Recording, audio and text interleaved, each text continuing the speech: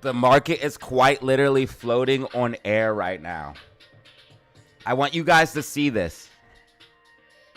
We are quite literally floating in the air.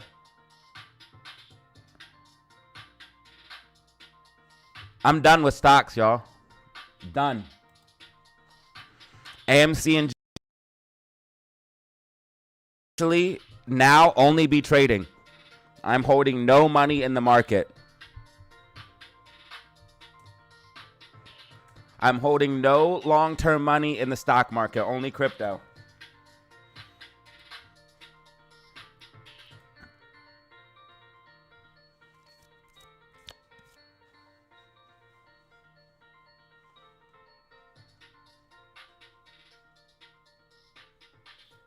I was watching people reacting over Trump. They were screaming and crying. No, that's ridiculous. If you think Trump's going to save the world, then you're delusional as well. If you think Trump is going to save and fix everything right now, you're delusional. Lots of delusional people out there. We have lots of delusional Democrats and lots of delusional Republicans.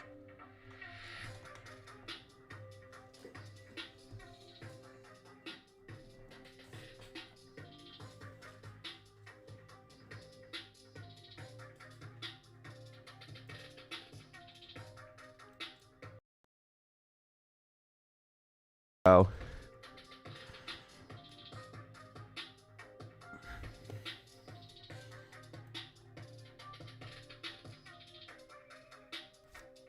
Yeah, now I'm done with the stocks, bro.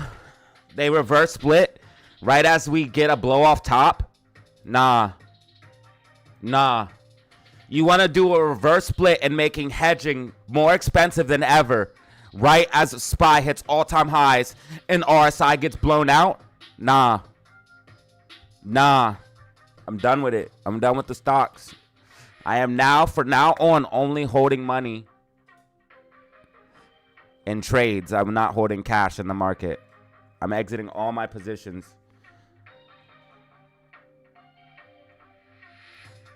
I have this stock that's at all-time highs. I have GameStop stock that I'm 45% in the money on. I kind of want to take that too. I kind of want to take everything I'm in profit and just leave. But this stock just hit new all-time highs. This is a stock I hold.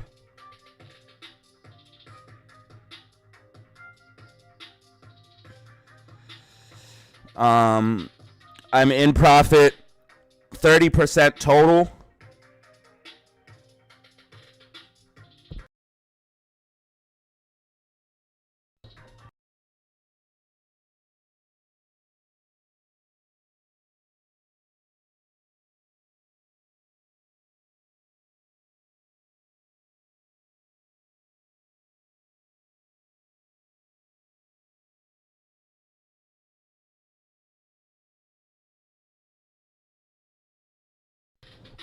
Damn, y'all. They said I might have a power outage, y'all. Fuck. Great. It looks like it's gonna rain. I just want money. Well, crypto's printing money right now, but dude, did you guys see Dogecoin? Dogecoin went fucking bananas, bro.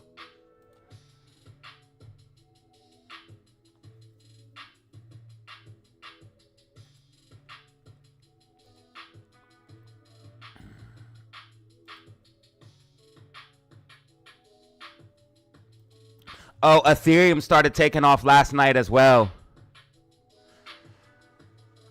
Yeah, I'm talking about the SQQQ reverse split. Never again, bro. Never again. I'm never fucking with stocks again, bro. I'm never holding stocks for long-term trades again. If you can just go and mess up my whole trade by throwing a reverse split into it, I don't want to do this. My trade is valid. But you can just go fuck up my whole trade by reverse splitting? Nah, bro. I'm done. You ain't never gonna hear nobody tell you your Bitcoin's getting reverse split. You'll never ever fucking hear that.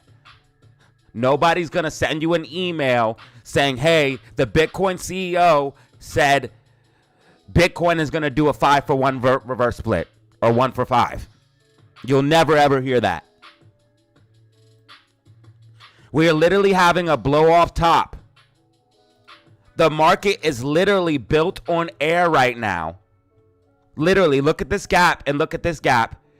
Literally floating on air right now, and they want to charge $31.91 reverse split price when the stock was just at all-time low $6 to hedge against the crash. I'm done with these fools, bro.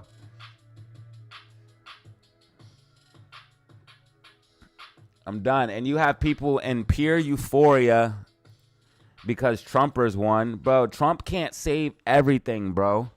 He's not a fucking god, bro. You're delusional if you think that man's gonna save everything, bro. If you think one man can save the world, you don't know how the world really works. You don't know who's really in charge.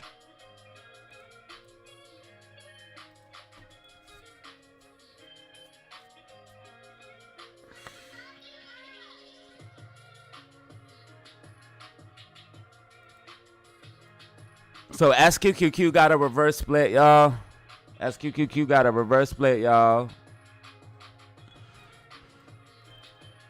And now when it goes back up, it's going to be worth like $300 a share, bro. Oh my God, bro. This shit's so stupid, bro. I'm done, bro. They did this right on time, just to time with the market top, bro. This is the most corrupt thing I've ever seen.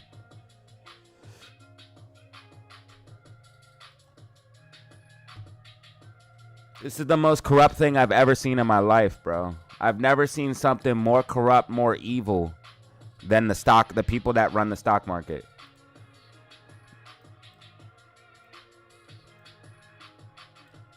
How are you going to reverse split right as the market goes for euphoria blow off top? I'm done with them. I'm done with the stocks holding it. I had a long-term accumulation swing trade planned for SQQQ. The same way that I accumulated this stock long-term and collected dividends, I was doing the same thing for SQQQ. Long-term accumulation. I collect dividends the whole time. If you go ahead and go to the daily chart, you can see all those D's are dividends. Dividends. Dividends, dividends, dividends, dividends, dividends, dividends, dividends, dividends. 22 cents per share. 24 cents per share. This is a fat dividend. This is a fat dividend. 54 cents per share. Fat dividends. So I collected all those dividends the whole time. Now the stock's at all-time high. I can take profit. That's a successful long-term accumulation swing trade. That's the trades I like to do. Accumulate, accumulate, accumulate, sell. Same thing for Bitcoin. These are the types of trades I like to do. They're very low stress. They're very, very chill. You don't have to sit on the chart and watch every second. I can still do these types of trades and still run my YouTube. Because when I'm day trading, I can't really run my YouTube efficiently.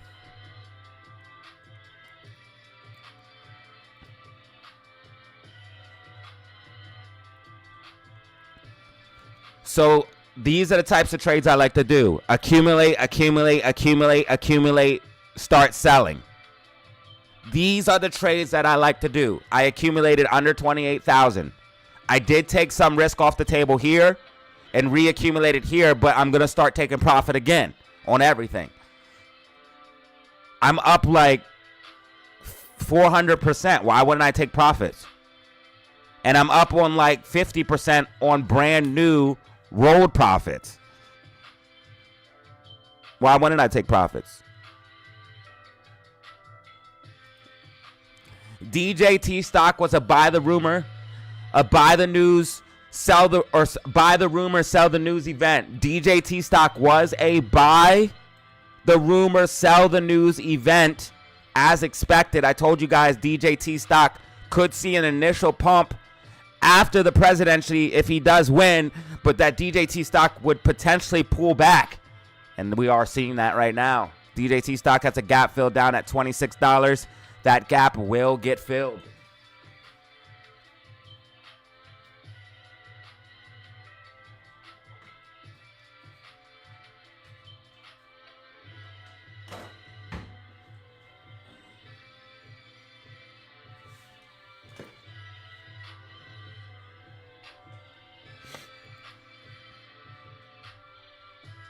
The only good thing is that AMC held 434.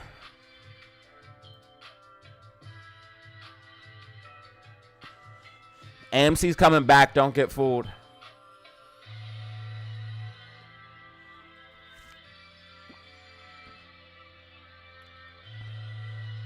If you don't know who did the reverse split, then you weren't affected.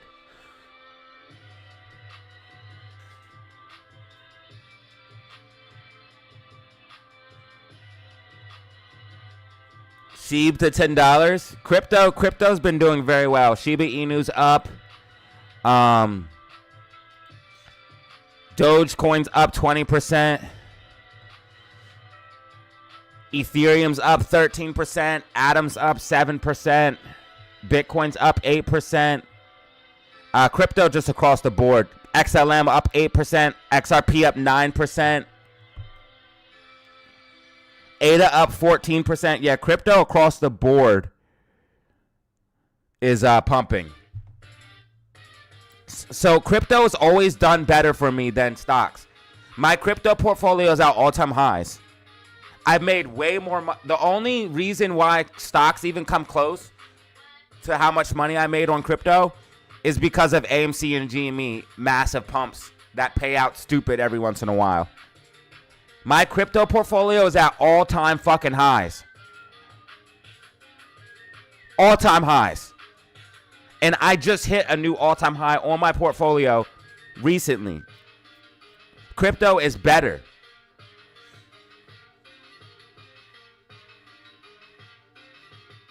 I caused it. I bought my first few shares of SQQ yesterday. What? Damn, bro. Do you still have them? Yeah, bro. I'm done with the shady shit that the market has to offer, bro.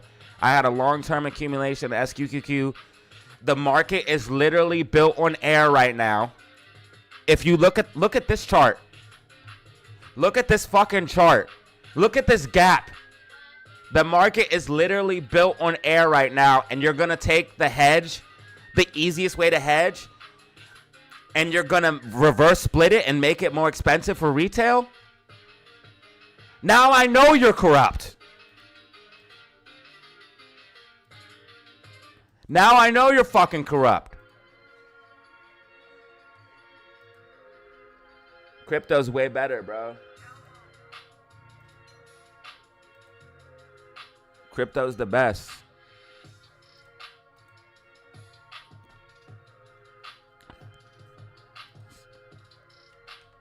FOMC today. FOMC.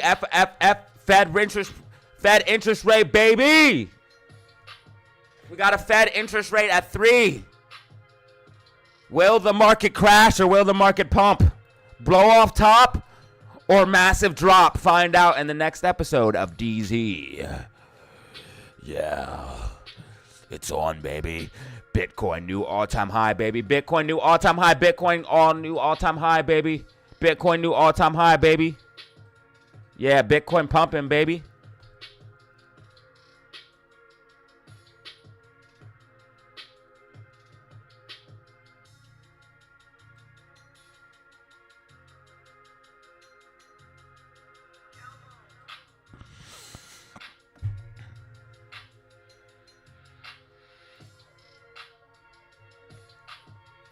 Yeah, crypto's doing very well.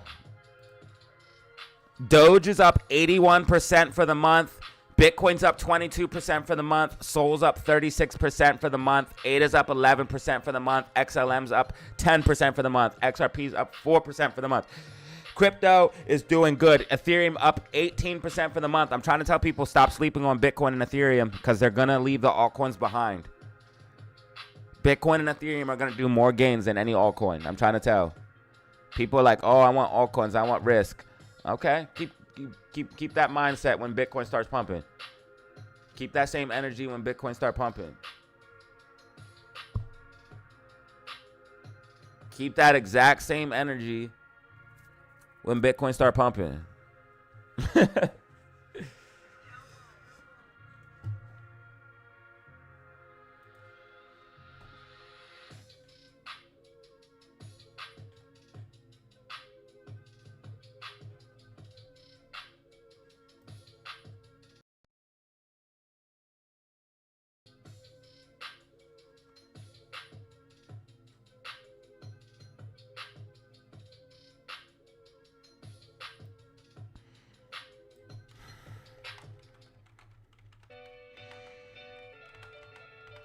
I don't know. You guys always say you know, and then you don't. So I don't trust you guys. I believe this. And this says 3 and 3:30 p.m.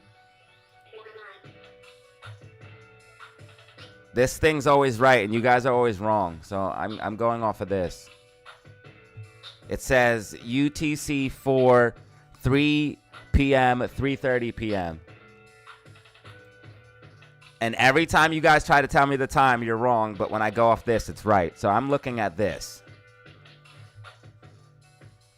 Normally it is at 2:30, but I think I'm going to wait and see what that says. Look at all these gaps. Like, come on, dude. It's built on air. Stop. Stop it. Get some help. Mara, you should have bought some actual BTC itself. Mara will do okay, but BTC is going to do better than Mara or Bitcoin ETF. DJT stock was a buy the rumor, sell the news type event. I tried to warn people. You had this bull flag breakout, but now you have to come back down for the $26 gap fill. You have to. Gap fill at $26. There's no choice.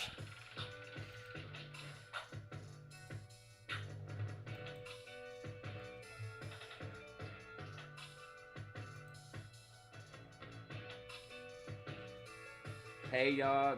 Good to see AMC survive last night. We did survive, bro.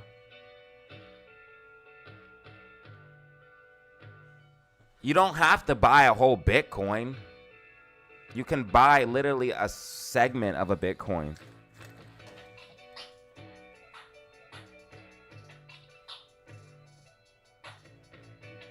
It doesn't matter how much you buy. The money's still going to go up a certain percentage point. If you put $10 into Bitcoin, which you can buy $10 of Bitcoin, that's why it's the best.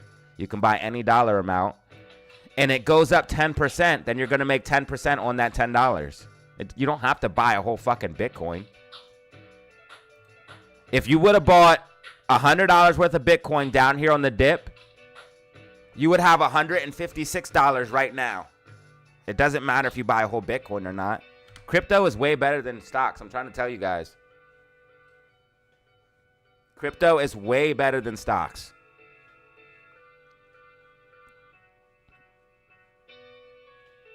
You're about to see DataZero's whole channel just turn into crypto. I'm only going to cover AMC, GME, SPY, and the stock market. I'm not trading it no more. Oh, I'm going to trade it, but I'm not holding.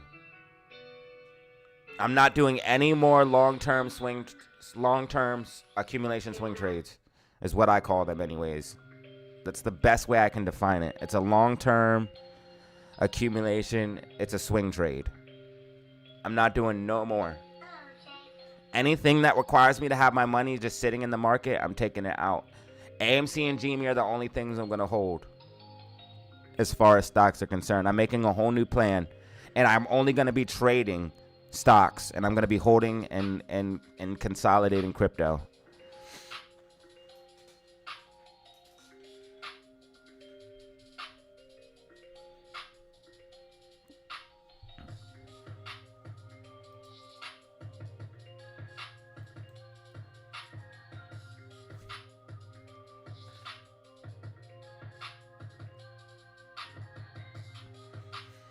Stocks are highly manipulated, bro.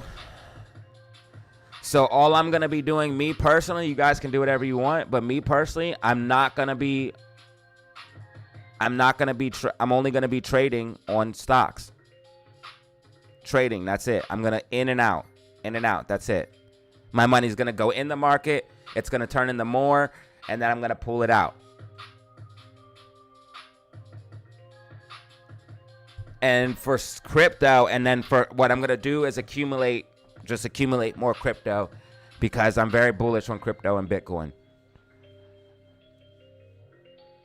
This is my new official plan that I'm stating for everybody.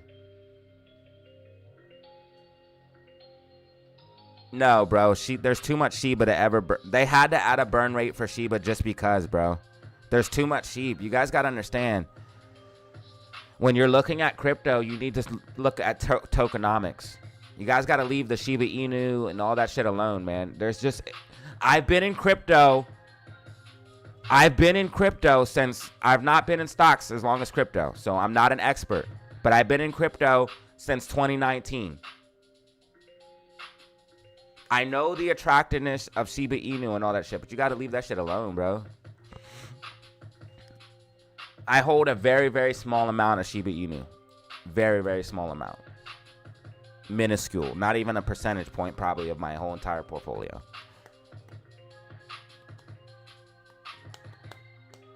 Those types of things you should just trade and not hold.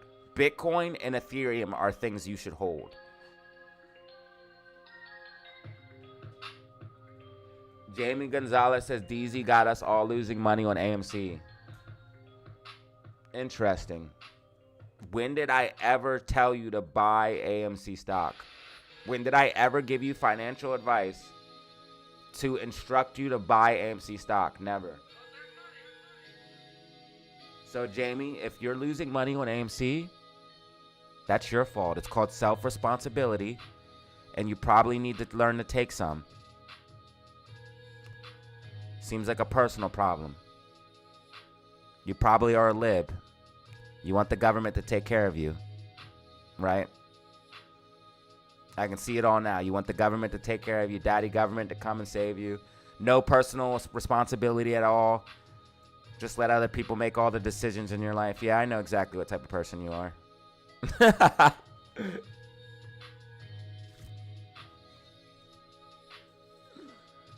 Well, if you guys watched my short video yesterday, you would know exactly what's going on with AMC stock. There's one level that we need to hold, and that's all that matters.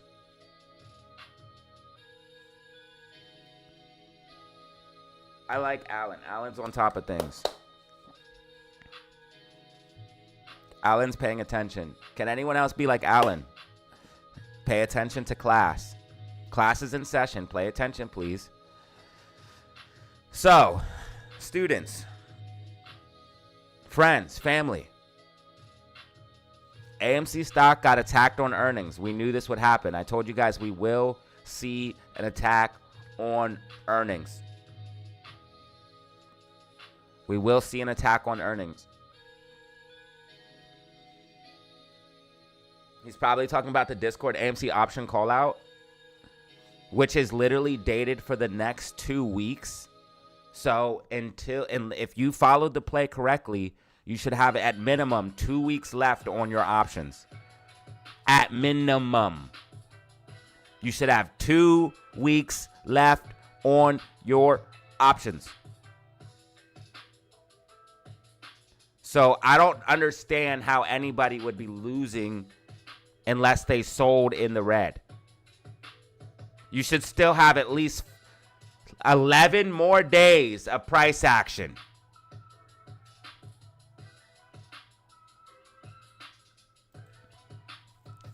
Just like all the smart money, this is what you got to do to make money. You got to follow the smart money. Do you see this? $9 calls, 150% change. $8.50 calls, 133% change, bullish. $8 calls, 100% change, bullish. $7.50 calls. Follow the smart money. By the 15th, AMC will pump. By November the 15th, AMC will have pumped. Okay? If you're too stupid to understand that, then I can't help you. Look at this. November 22nd, options chain. 60% change, $9 calls. 50% change, $8.50 calls. This is all after earnings. 750 calls, 85% change. This is all after earnings. Like I said, the market expects AMC to be over $6 before November 22nd. If you somehow misconstrued that information, that is completely on you. I said the market is saying AMC will be over $6 by November 22nd. Don't buy weekly calls. Hell no. That's lighting your money on fire. Why would you do that? Why would you do that?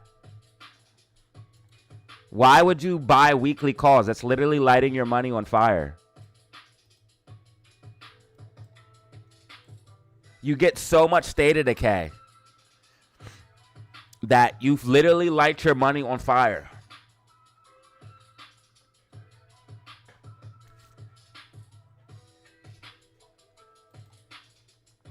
Your girl made me deaf with all that moaning she does in my ear, bro.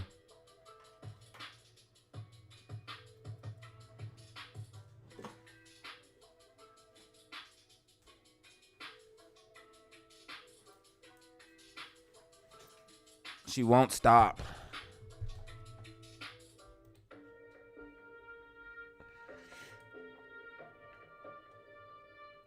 Vilder Snort, send me a super chat. Here's a commercial just for you, Vilder Snort.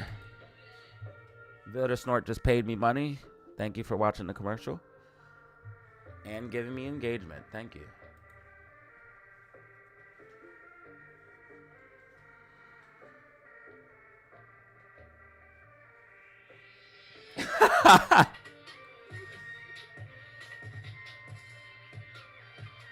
I keep missing you. Answer my question.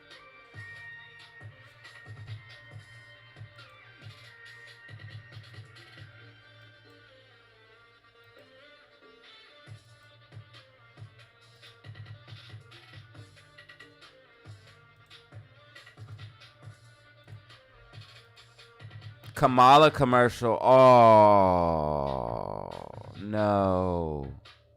Kamala commercial. You should go live and put Moran's rants in his place. How?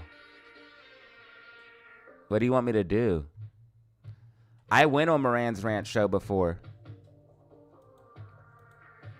His community is literally full of Nazis, bro. Quite literally full of racist Nazis. They called me the N-word. Yeah, I could never go. I could go back on his show, but I could not look at the chat. His chat is diabolical, bro. They called me the N-word. I have a video of me and Morantz. I have a video somewhere. If you go look at my playlist and search through everything, you'll find it. It's at the very, very end, the very, very beginning. I have a video where me and Morantz have a conversation. He actually reached out to me, but he knew I was blowing up. That's why. He knew I was going to surpass him, so he's trying to get clout off of me.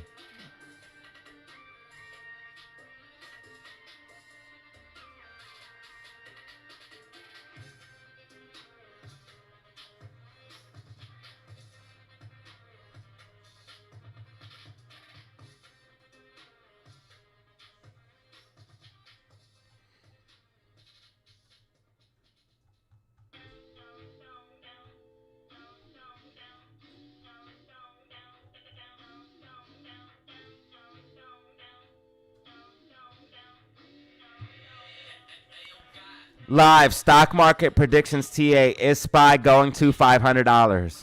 Yes, it is. That was 9 months ago. Tech earnings and ISM data today. Be ready. Look at me. I was on my shit 9 months ago. Hell yeah. SPY to 500 today. Bitcoin. I bet you SPY hit 500 on this prediction. Let's find out. 498. Let's see if we did it. Come on, baby. Did we get 500? Look at the old DataZero setup. It's all plain. Look at the old DataZero setup. It's all plain looking.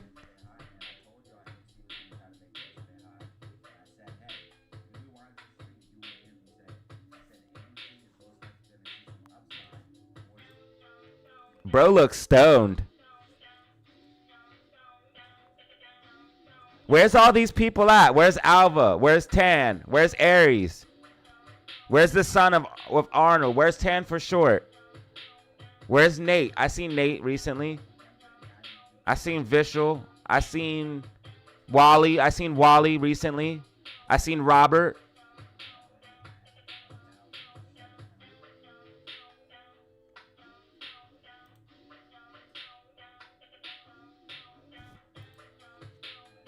It looks like SPY didn't hit 500 on my 500 today question mark. So it wasn't a statement. It was a question. We got very close, though. 498.31, it looks like. Sunny GG, Chris, Bano, Zelly Zen. Craig. Craig is a OG supporter. I'm going to go back through my old live streams and watch them. Just so I can have nostalgia. So before I had this title, these are the old live streams. How many people would I have? 1.5K views. Oh, look at my old poop chair. Look at my old poop chair.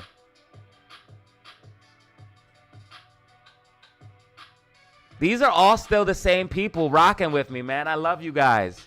Anubis with a gifted. Look, Leo, Max Dog. These are the same people rocking with me today, baby. You guys are so loyal. I love you. How am I talking and I'm not sitting in the chair? Damn, bro just used to leave the camera on 24/7. Dude, I used to leave the camera on 24/7. I need to go back to that. I left the camera on the whole entire stream. I need to go back to that. That's the only thing.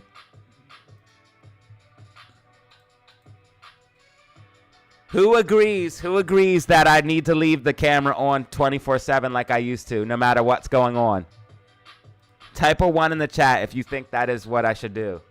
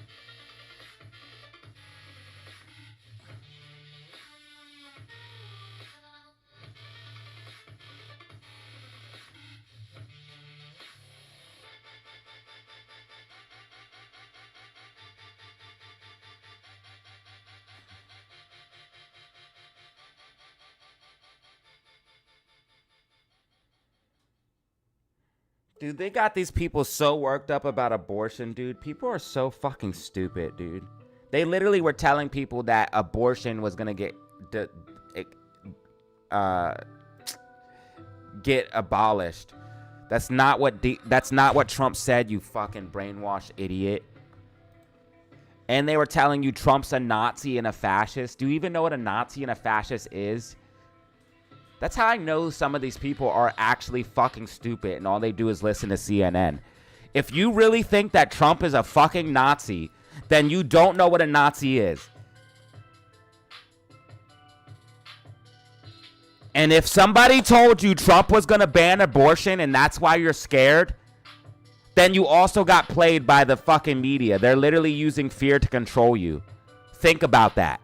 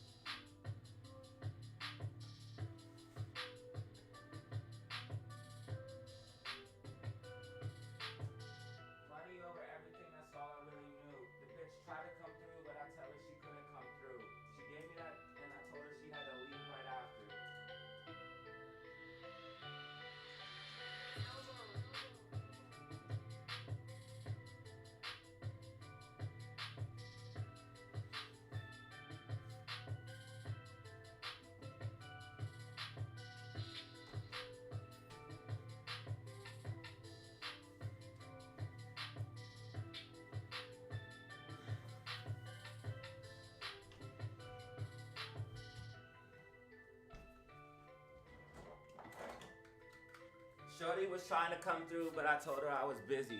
She will come through tonight.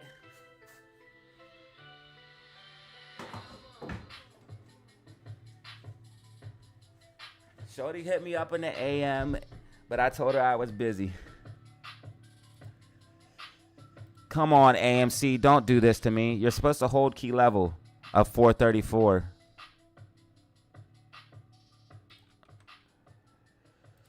Actually, I don't care what's going to happen because I know by November, it's not the 8th, but I know by November 15th, we'll be around $556, or by 22nd.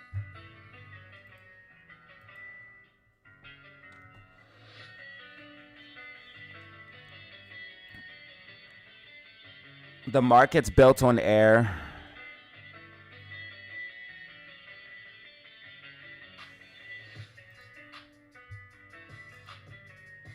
This is what you call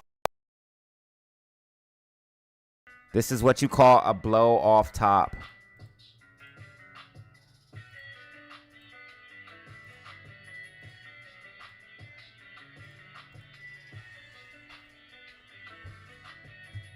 Yeah, Jimmy's getting a nice bounce and AMC's bouncing. GameStop's going to break out regardless and take AMC up. I'm trying to tell you guys, both AMC and GameStop are still setting up for a move.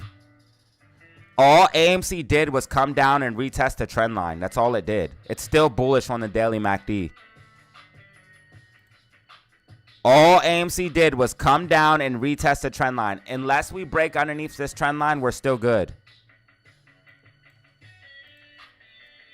AMC needs to hold 434, 432. That's it.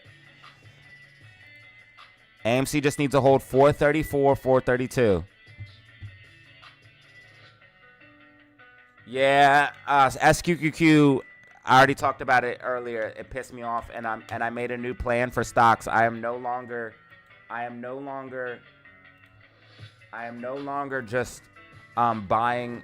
I'm no longer holding stocks. I'm only trading stocks. And I'm no longer doing long-term accumulation swing trades. I'm going to try to do it like I used to do. I just noticed that I had the camera on no matter what. If I was ugly, pretty, it didn't matter. If I was mad, sad, it didn't matter. I need to smoke a bean, though. So, hold on. You guys got to wait till I smoke my bean. It's legal where I'm at, so just relax. Chill. Chill, okay? If you notice my eyes, they're a little bit more open than normal.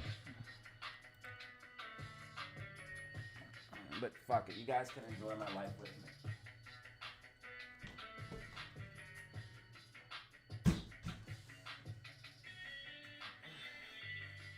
Welcome to my studio / room.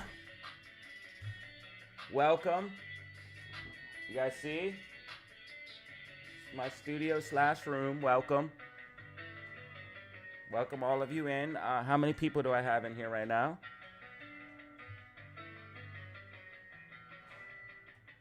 This doubles as my office and my bedroom.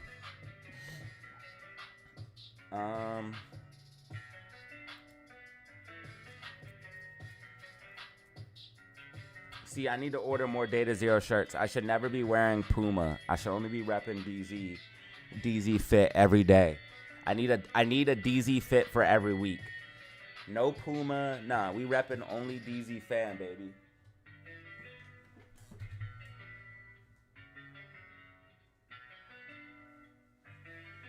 No Puma, only DZ fan, baby. Only DZ fan, baby. Only DZ fan, baby.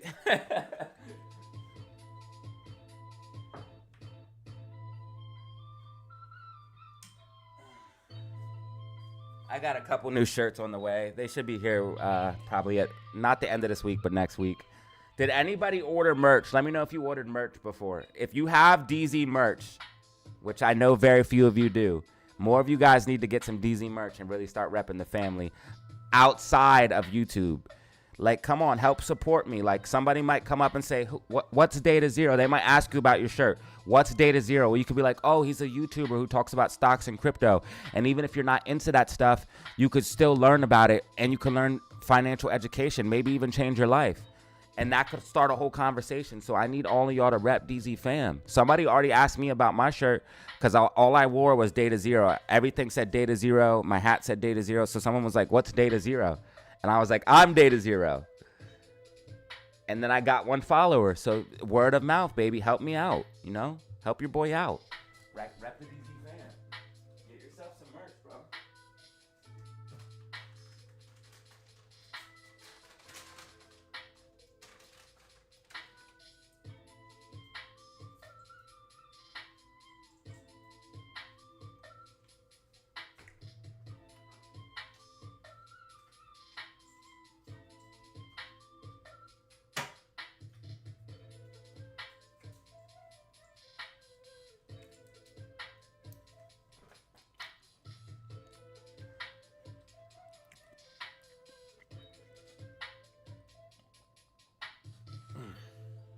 My old live streams just inspired me because I looked at my old live stream and I was so proud of myself because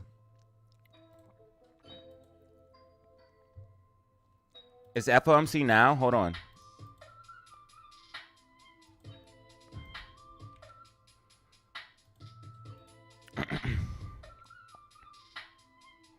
Okay, we just got the Fed interest rate decision.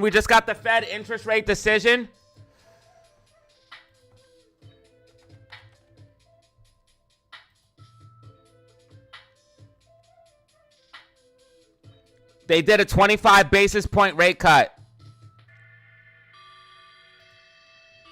Hold on, y'all. They did a 25 basis point rate cut.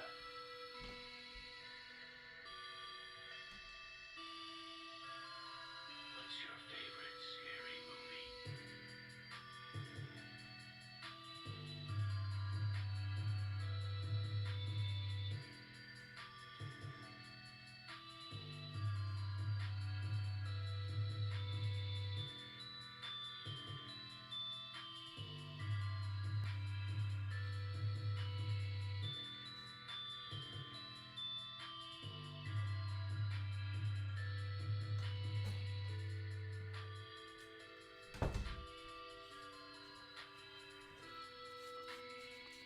So the Fed just officially did a 25 basis point rate cut.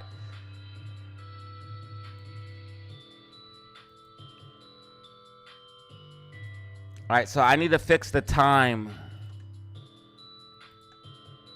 I need this to say 2 p.m. How do I do that? Right there, that's what I want, UTC5, because this came out at 2. So 2:30. We'll see. We should see some.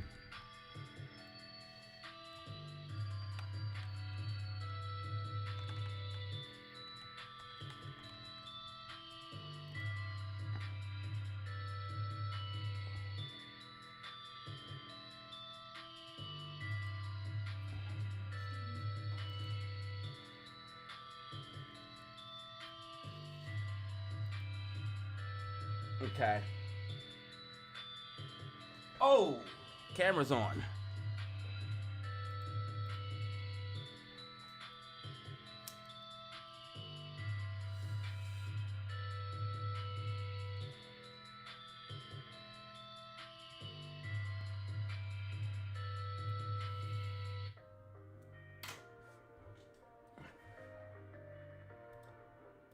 Almost got canceled.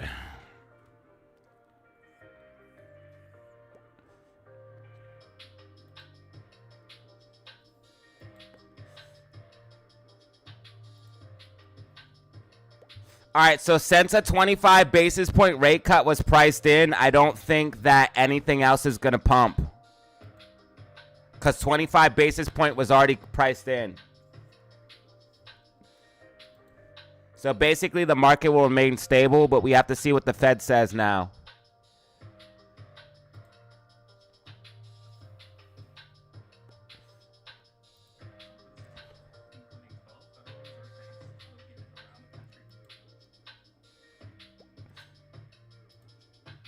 So now we have to see what the Fed says, but they did a 25 BP basis cut.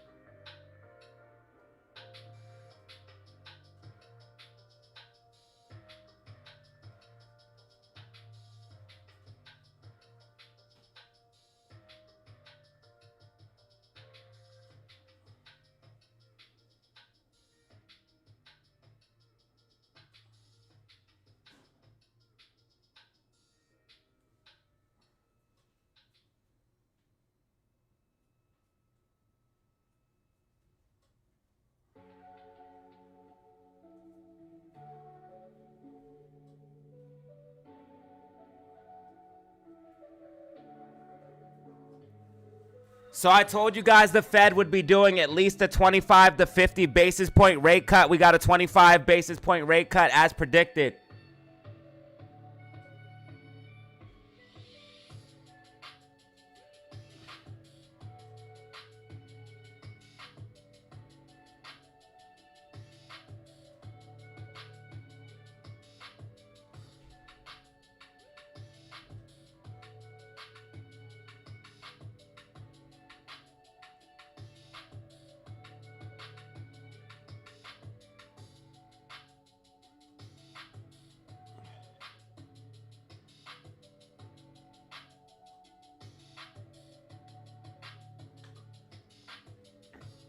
So we just got a 25 basis point rate cut, everybody.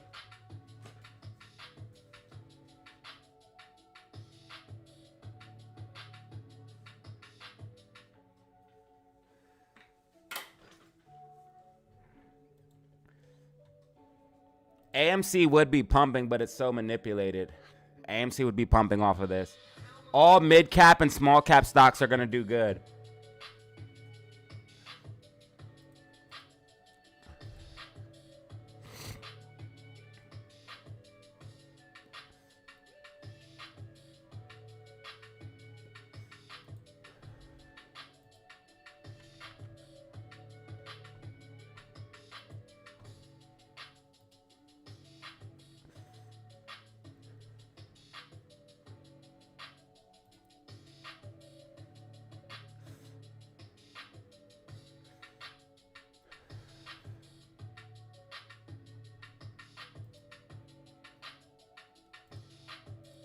We want to see AMC stay back above 434, 432.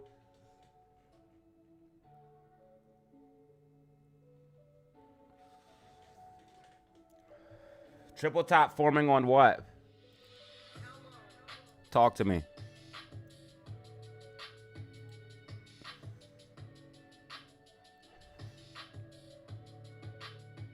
The market is literally built on air right now. This is crazy.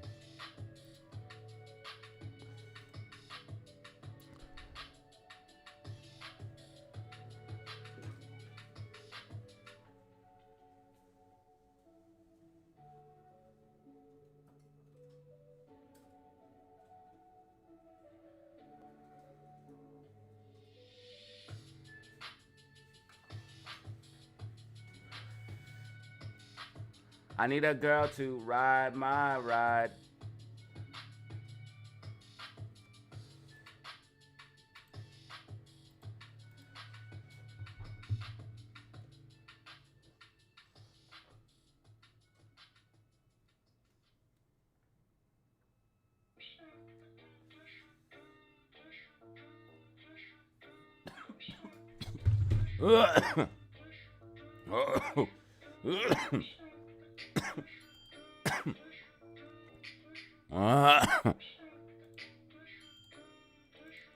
I don't give a fuck no more. You guys gotta know the real me.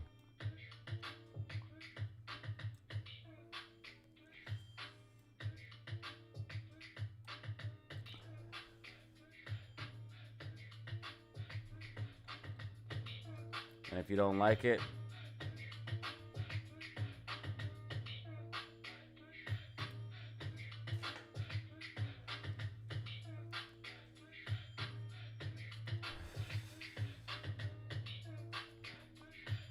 this would be more of a head and shoulders if it was anything.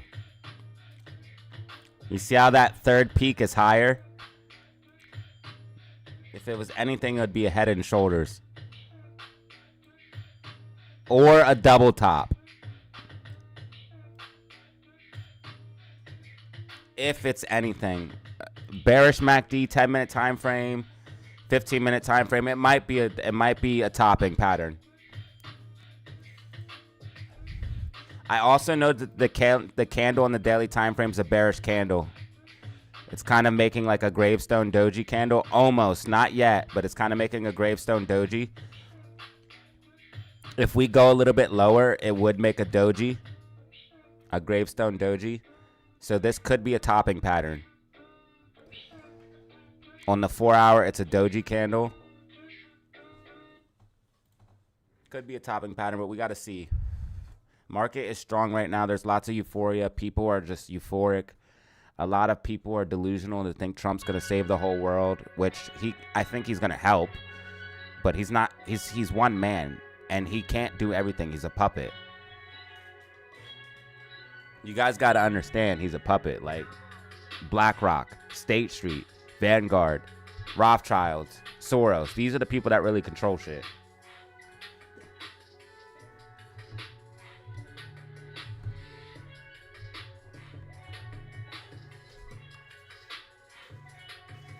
Now, I'm glad that Trump won because he's rich already. Like Nancy Pelosi came into office and made so much money because she utilized her power to trade stocks. Trump's already super mega rich. He doesn't need no more money, so he can't be influenced by money. So that's one good thing. But no one man can save the world, bro. Like, think about it. But if he does a lot of the change that he's saying, I'm really excited. But we'll see what happens. He did do a lot of change last time. Let's see. Let's see, man. I want to make America healthy again. That's my biggest thing. I got too much family in the healthcare system and that are sick, and they need real medicine, man.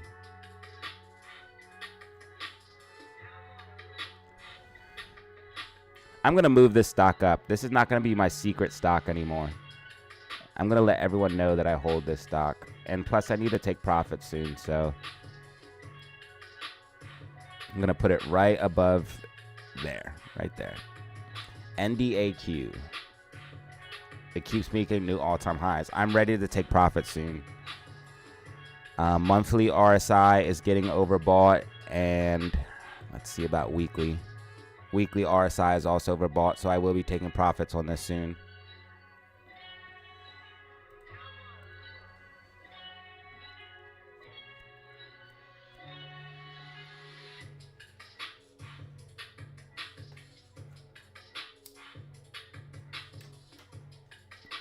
Yeah, I think RFK is maybe gonna. He said he's gonna let RFK work.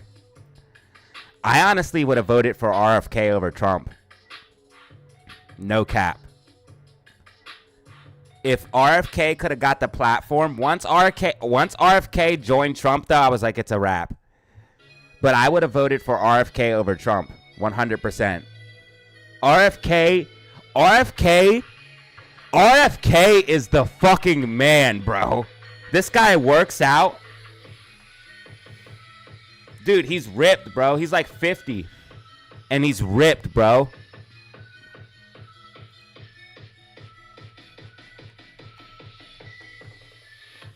Look. Bro, he's ripped, bro. He's not like these other people, bro. He's not like them, bro. He's real. This dude is real, bro. He really about making shit healthy again, dog. This man really about making shit healthy again, dog. This dude like 50, 60 years old, bro. That's how I'm trying to look when I'm 60, bro. And 50. That's how I'm gonna look, actually. I'm still gonna be fit as fuck when I'm 50, 60, 70 years old, bro. I'm never letting my shit go. Never.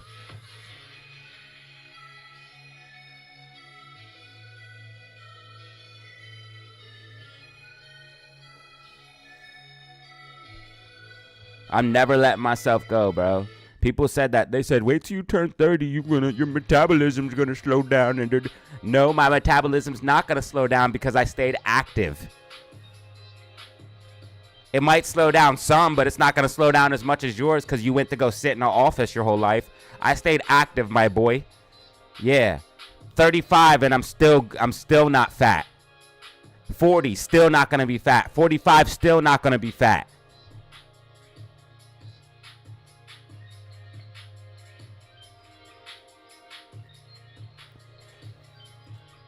Wait till your metabolism slow down. Your body's gonna change. I'm waiting on it. I'm waiting. Still hasn't happened. I still do 100 push-ups a day. And I added sit-ups to that because my back started hurting. So I added the sit-ups to the regimen too. Now we do the sit-ups and we do the push-ups. I'm about to turn the camera on and do some push-ups right now.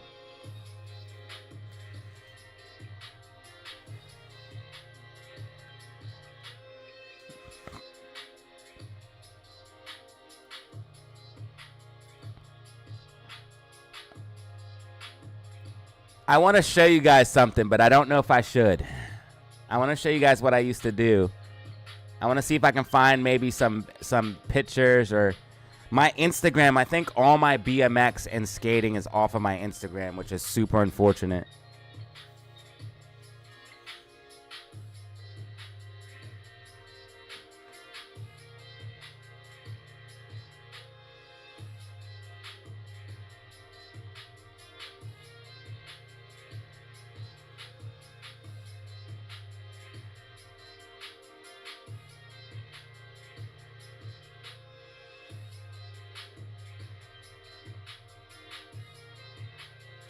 Yeah, but back in like the year I'm trying to look too. If I find old pictures of myself, I used to be way, way, way bigger. I'm trying to get back to that.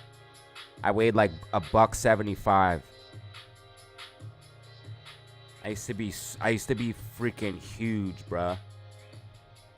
Nah, you guys can go back to like my 2019.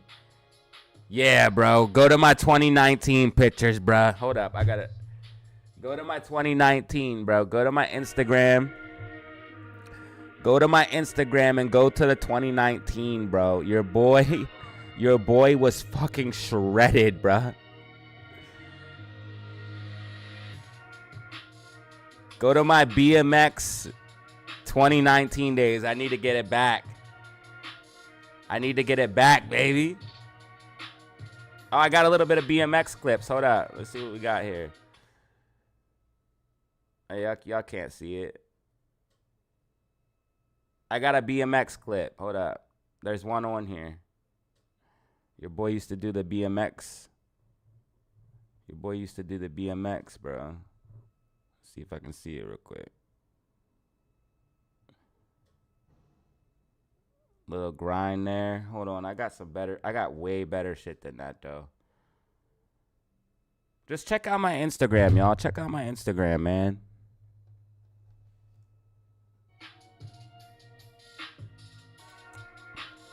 GameStop getting a little bit of a push right here. GameStop getting a little bit of a push. Love to see it.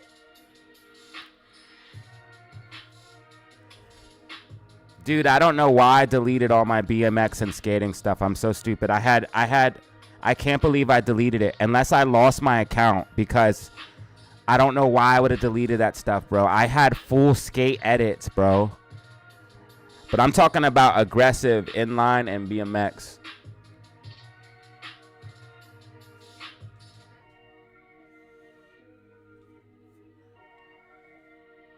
Hey, thanks, Aled. I appreciate it.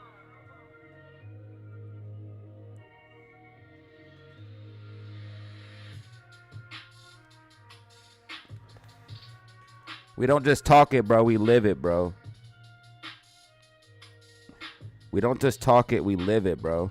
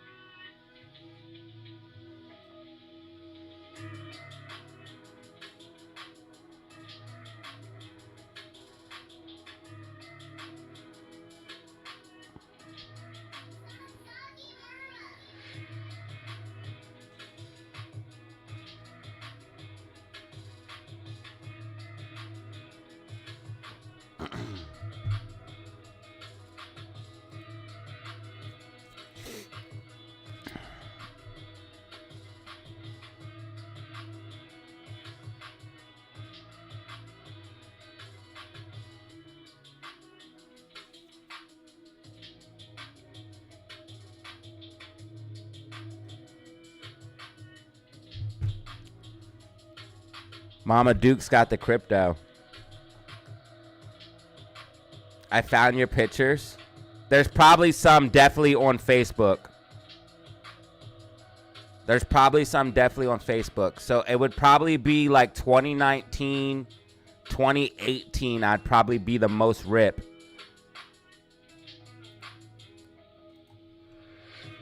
I put on 50 pounds muscle, some fat since my mid 20s. I'm trying to get back, bro. I weighed like $175, bro, and it was just all muscle, bro.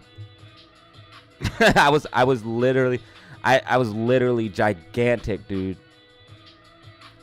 So that's why we got to do those 100 push-ups every single day, bro. And speaking of which, I haven't done any today. So we got to break some down. Right now. I might even get a little bit of a sweat on. Hold on. I haven't done any today. So we got to do at least. We got to get, a warm up. if y'all can see it or not. We gotta get this warm up.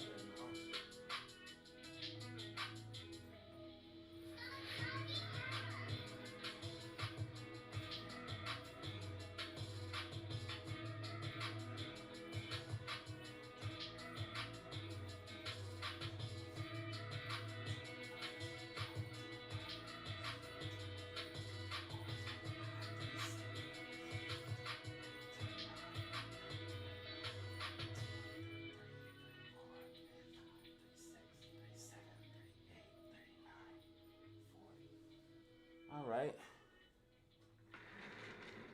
Quick little 40 clip right off the bat.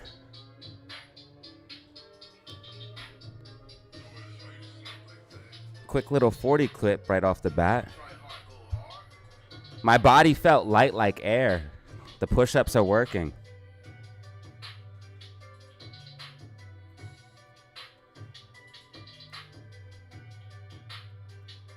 My body felt light like air. I was like, hold up. 100 push-ups a day, everybody. Strive. Strive to be better. I want to see everyone do, every male in here, which is like 80% of my audience. You should at least be able to do 100 push-ups a day. And just do that every day. And if you don't do your push-ups, feel guilty. That shit will make you get up 12 o'clock in the night, 1 o'clock in the morning. You'll get up. You say, I didn't do my 100. I got to do them. Kick Adam Aaron out. The price will pump. He spends for nothing. Adam Aaron could easily have done... with the money that he has, could have easily done a lot better things, for sure. Adam Aaron could have definitely done a lot better things with the money that he has, but it is what it is, bro.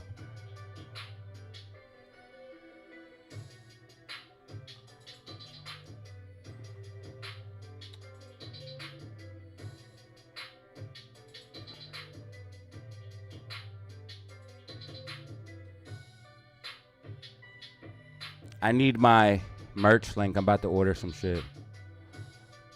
Thank Matthew. Thank you for the 5 super chat and the 2 super chat. I'm sorry, I just read them.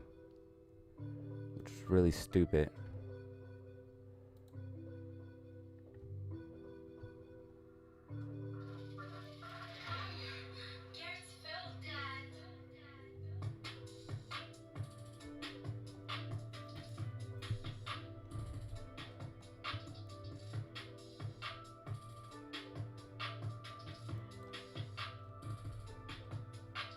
SPY's RSI is starting to come down, which means momentum's fading.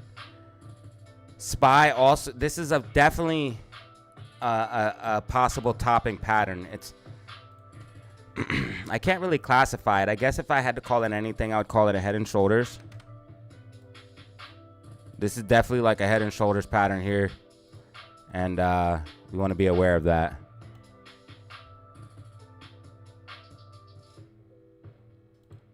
The market right now is literally on air. We're literally experiencing pure euphoria.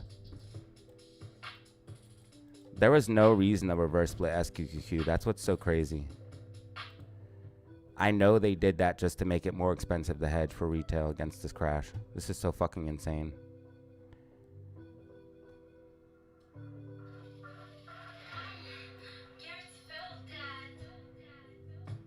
We still have bearish divergence on the weekly time frame. Price continues to trend up, making higher highs, which confirms the bearish divergence, while RSI is making lower high, lower high, lower high, lower high. It's just now coming up to overbought.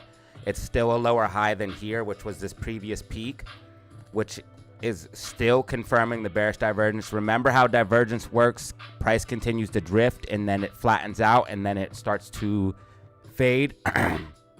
Also, RSI on the monthly time frame overbought.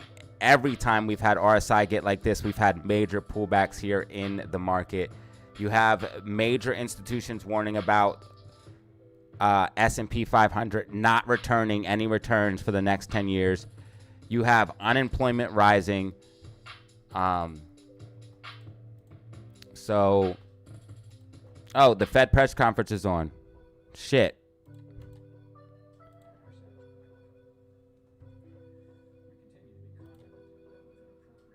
It just came on. And the labor market can be maintained, with inflation moving sustainably down to 2%. We also decided to continue to reduce our securities holdings. All right, we're just going to I'll run have it more back. to say. Resource 2.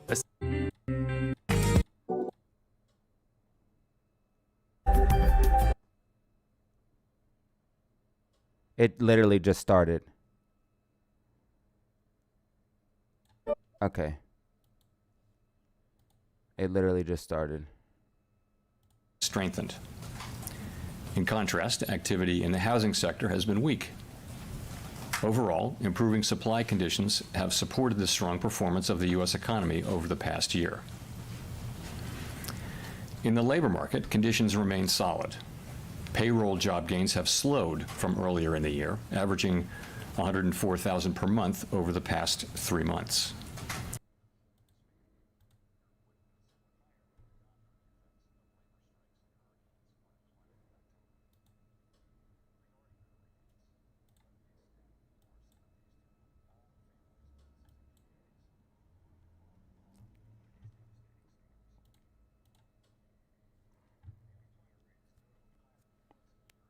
I don't know. Papa Powell's about to give it a pump.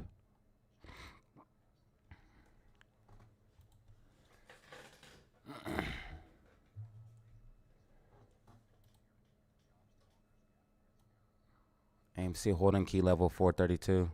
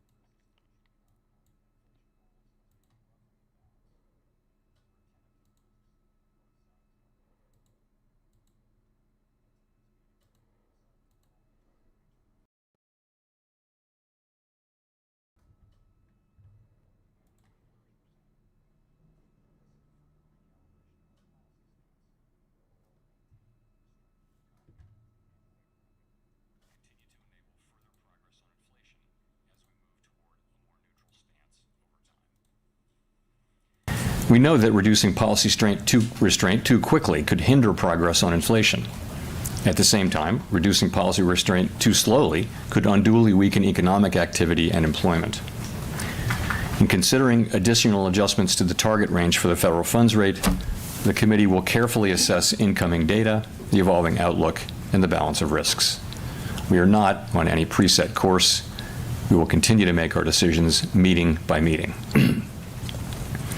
As the economy evolves, monetary policy will adjust in order to best promote our maximum employment and price stability goals. If the economy remains strong and inflation is not sustainably moving toward 2%, we can dial back policy restraint more slowly.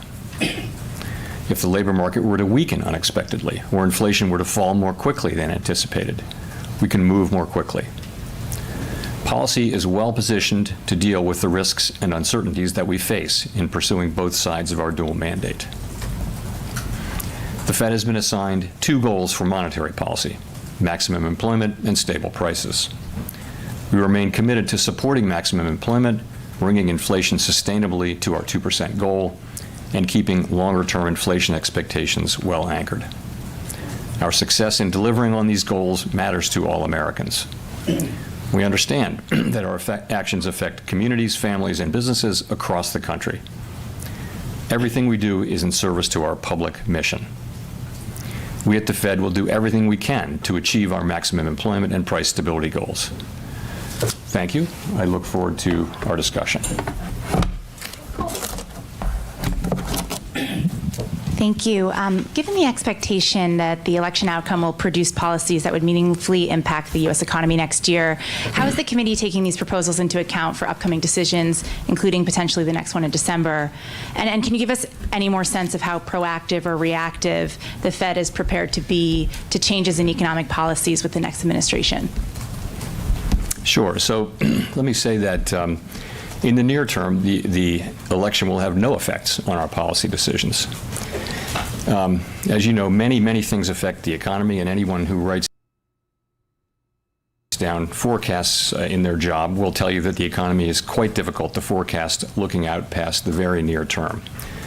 Here, we don't know what the timing and substance of any policy changes will be. We therefore don't know what the effects on the economy would be, specifically whether and to what extent those policies would matter for the achievement of our goal variables, maximum employment, and price stability. We don't guess, we don't speculate, and we don't assume. Now, just in principle, it's possible that any administration's policies or policies put in place by Congress could have economic effects that over time that would matter for our pursuit of our dual mandate goals. So we, along with countless other factors, forecasts of those economic effects would be included in our models of the economy and would be taken into account through that channel.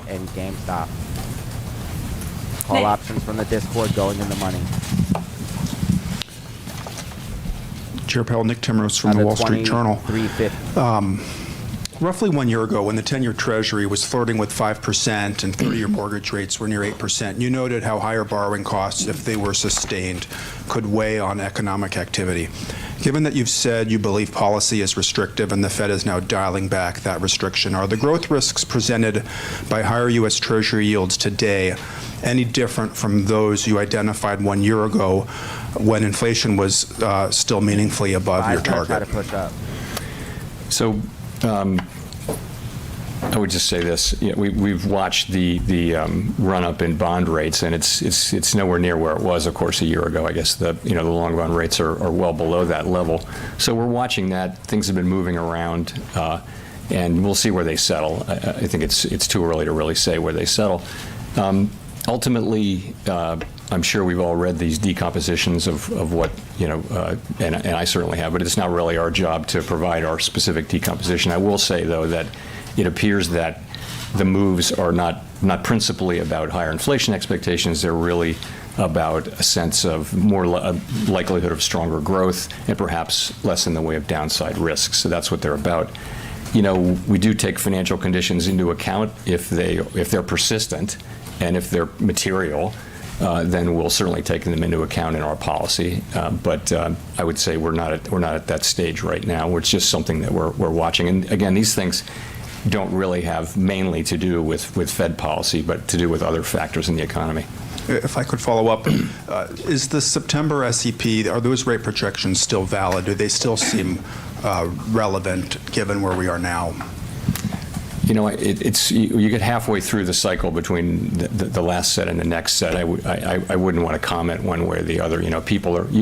Let's talk about the data we've gotten since the last meeting. So in the main, the economic activity data have been stronger than expected. The NIPA revision was stronger. Certainly the September employment report was stronger. The October report, not stronger.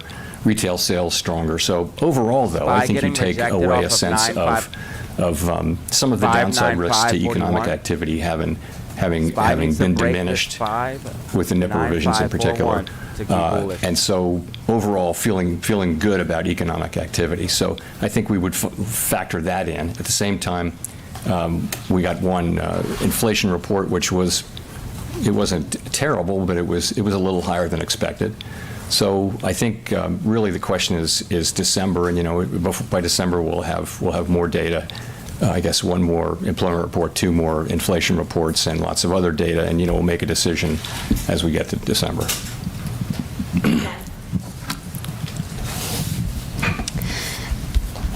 Gina Smilik from the New York Times. Thanks for taking our questions, Chair Powell. When it comes to December, what will you be looking at specifically as you try to make that decision? And then, as of the Fed's economic projections in September, you had written down 4 quarter-point interest rate cuts in 2025. Do you still think that those are likely? Is that sort of the baseline outlook at this point, or has that shifted? And if it shifted at all, can you give a little bit of detail as to why? I can't. We don't fill out an SEP, and I can't characterize one that wasn't filled out today. So I can't really speak for kind of exactly where the committee is. I will just say for December we're going to be again at every meeting we're going to be looking at the incoming data and how that affects the outlook.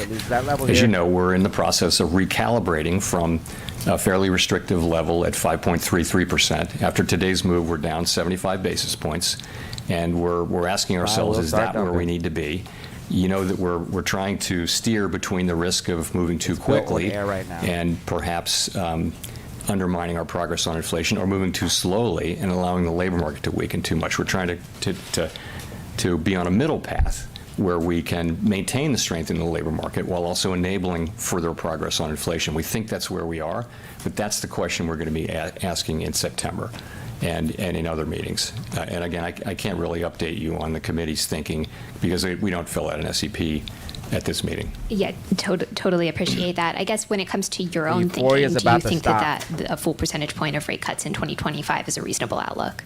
Again, we're going to wait and see how things come in December. I mean, it's just, I would put it this way. We're on a path to a more neutral stance. And that's very much what we're on. That has not changed at all since September. Set to come out higher. Forecasted. We're just going to have to see where the data lead us. We have, a whole 6 weeks of data to look at to make that decision in December. December is supposed to come out higher. You can see that here. I would say unemployment's supposed to trend up. I would say that 2025 will be bearish. Again, we didn't update the SEP, so I'm not going to characterize, where the committee would be. Howard. Thanks, Howard Schneider. The market is getting euphoria right now. 2025 will be bearish. The market is getting euphoria from the Trump pump right now. We're getting a blow off top. You guys can believe what you want, though. The market will go up forever. Believe what you want. With Reuters, I wondered if you could please elaborate, explain a little bit the 2 changes in the language of the statement here. In the first paragraph, when you say inflation has made progress, dropping the word further progress, and in the second paragraph, dropping the sentence that the committee had gained greater confidence that inflation was progressing towards its 2% goal. Is there any policy substance behind either of those changes in language? Is it meant to open the door to a December pause? Is it meant to communicate anything about the stickiness of core inflation the last 3 months? Not really, no. So let me tell you what we were thinking. So the test of gaining further confidence was our test for the first rate cut, right?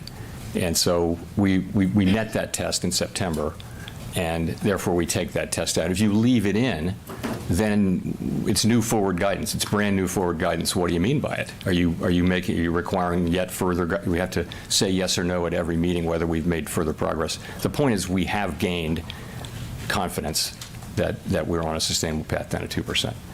So that I would tell you is what that's really all about.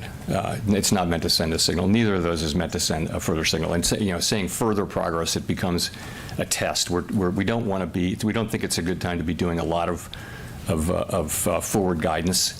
There's a fair amount of uncertainty in that. In what I've said, the path that we're on, we do know where the destination is, but we don't know the right pace, and we don't know exactly where the destination is. So the point is to find the right pace and the right destination as we go. And I think there's a fair amount of uncertainty about that. And you don't want to tie yourself up with guidance. You want to be able to make sensible decisions as you go. Steve. Steve Leisman, CNBC. Mr. Chairman, you talked about higher rates, perhaps from an expectation of higher growth. You didn't talk about it in terms of expectations of higher deficits. Is that something you think might be behind the recent rise in interest rates, and is that are rising deficits a concern to you? So we don't comment on fiscal policy, and again, I don't have a lot more to say on what's driving bond yields. In terms of policy changes, though, let me give you a sense of how this works in the ordinary case. Let's say Congress is considering a rewrite of the tax laws. Doesn't matter what's in the content. So we would follow that. At a certain point, we'd think we see the outlines, so we'd start to model it. And then we'd wait, and then at a certain point, the staff would brief the FOMC and say, you know, these are the likely effects. There's lots and lots of literature on the effects of tax policy changes on various parts of the economy. So we'd try to get smart on that, and then the law actually passes. And you know, you'd start to put it. You'd probably run an alternative simulation before that happens, just to keep people trying to understand it. Then when it actually passes, it goes into the model, along with a million other things. So, you know, we have a very large economy. Many things are affecting it at any given time. And, you know, a law change of some kind would go in there, but it would, you know, it's a process that takes some time. Clearly, the legislative process takes a lot of time. And of course, the real question is not the effect of that law. It's all of the policy changes that are happening. What's the net effect? And, you know, the overall effect on the economy at any given time. So I think that's a process that takes a lot of time and that we go through all the time with every administration, constantly, and this will be no different. But you know, right now there's nothing to model right now. It's such an early stage. We don't know what the policies are, and once we know what they are, we won't have a sense of, you know, when they'll be implemented or all those sorts of things. So I think I would just say we're not doing that now, and all that will take time, and it will be very much regular order when we do that. If I could just follow up on Nick's question. Are the current rates something you feel like you need to lean against, in that they go against the direction of policy by adding restriction to the economy, or do you just take them as a given and perhaps a signal that you should do less? I just think the first question is, how long will they be sustained? If you remember the 5% 10-year, people were drawing massively important conclusions, only to find, you know, 3 weeks later the 10-year was 50 basis points lower. So, you know, it's material changes in financial conditions that last, that are persistent, that really matter. And we don't know that about these. What we've seen so far, you know, we're watching it, we're reading, you know, we're doing the decompositions and reading others, but right now it's not a major factor in how we're thinking about things. Chris. Thank you, Chris Rugaber at Associated Press. You mentioned the positive economic data that we've seen since the September meeting, including the revisions to things like savings, higher GDP growth. We saw stock market jump yesterday. That's renewed some of the questions about why do many cuts at all in this with this backdrop? So you're right. The reason why, because things are not as everybody is thinking. The unemployment is about to spike stupid.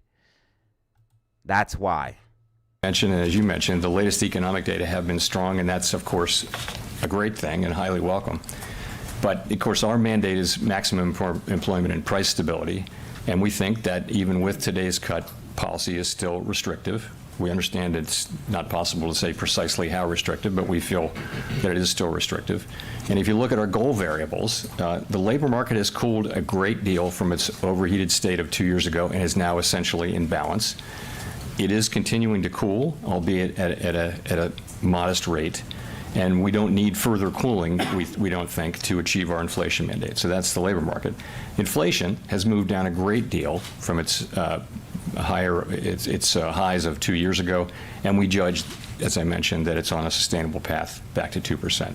So the job's not done on inflation. But if you look at those two things, we judged in September that it was appropriate to begin to recalibrate our policy stance to reflect this progress, and today's decision is really another step in that process. Overall, as I mentioned, SPY came down and just retested this support here and just bounced above. If SPY breaks this 595.40, and use that support, you're going to see another push to the upside. It looks like MACD's curling here, 10-minute time frame. Alligator is still flip bullish. It looks like SPY is going to just try to push up here, y'all. This is ridiculous. Pop a pow pump. We believe that with an appropriate recalibration of our policy stance, we can maintain strength in the labor market even as our policy stance enables further progress toward our inflation goal. Great. And just to follow up, what might cause you to pause rate cuts in December? AMC What kind of pump, economic man? data would lead you to that path? Thank you. So we haven't, made any decision like that at all. But we're in the process, as I mentioned, of moving policy down, our stance down over time to more neutral level. And as a general matter, as we move ahead, we are prepared to adjust our assessments of the appropriate pace and destination as the outlook evolves. So, for example, if we were to see the labor market deteriorating, we'd be prepared to move more quickly. Alternatively, as we approach levels that are plausibly neutral or close to neutral, it may turn out to be appropriate to slow the pace at which we're dialing back restriction. Again, haven't made any decisions about that, but that's certainly a possibility. If you can think of it as similar to what we do with asset purchase, with asset runoff, with QT. So Bitcoin needs to break 76,500 and hold that level to see another big boost to the upside. It would go into price discovery mode at that point. we reach a point where we slow the pace, much like an airplane reaching the airport slows down. And so we're thinking about it that way, but it's something that we're just beginning to think about. Edward. Thanks, Chair Powell. So with the noise in the jobs reports that we've seen, and you look at the Fed's favorite inflation, PCE inflation, overall it's 2.1%, very close to the Fed's target, but core inflation is 2.7%, and it's been that way since July. So why doesn't this data give fuel to a rate pause for this meeting?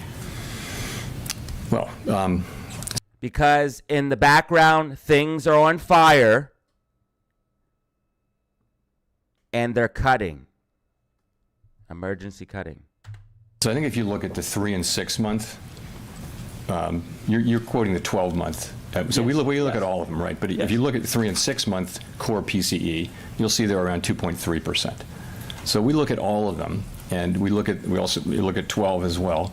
But what it's telling us is that we really have made significant progress, and we expect there to be bumps. For example, the last 3 months of last year, the core PCE readings were very, very low, probably unsustainably low.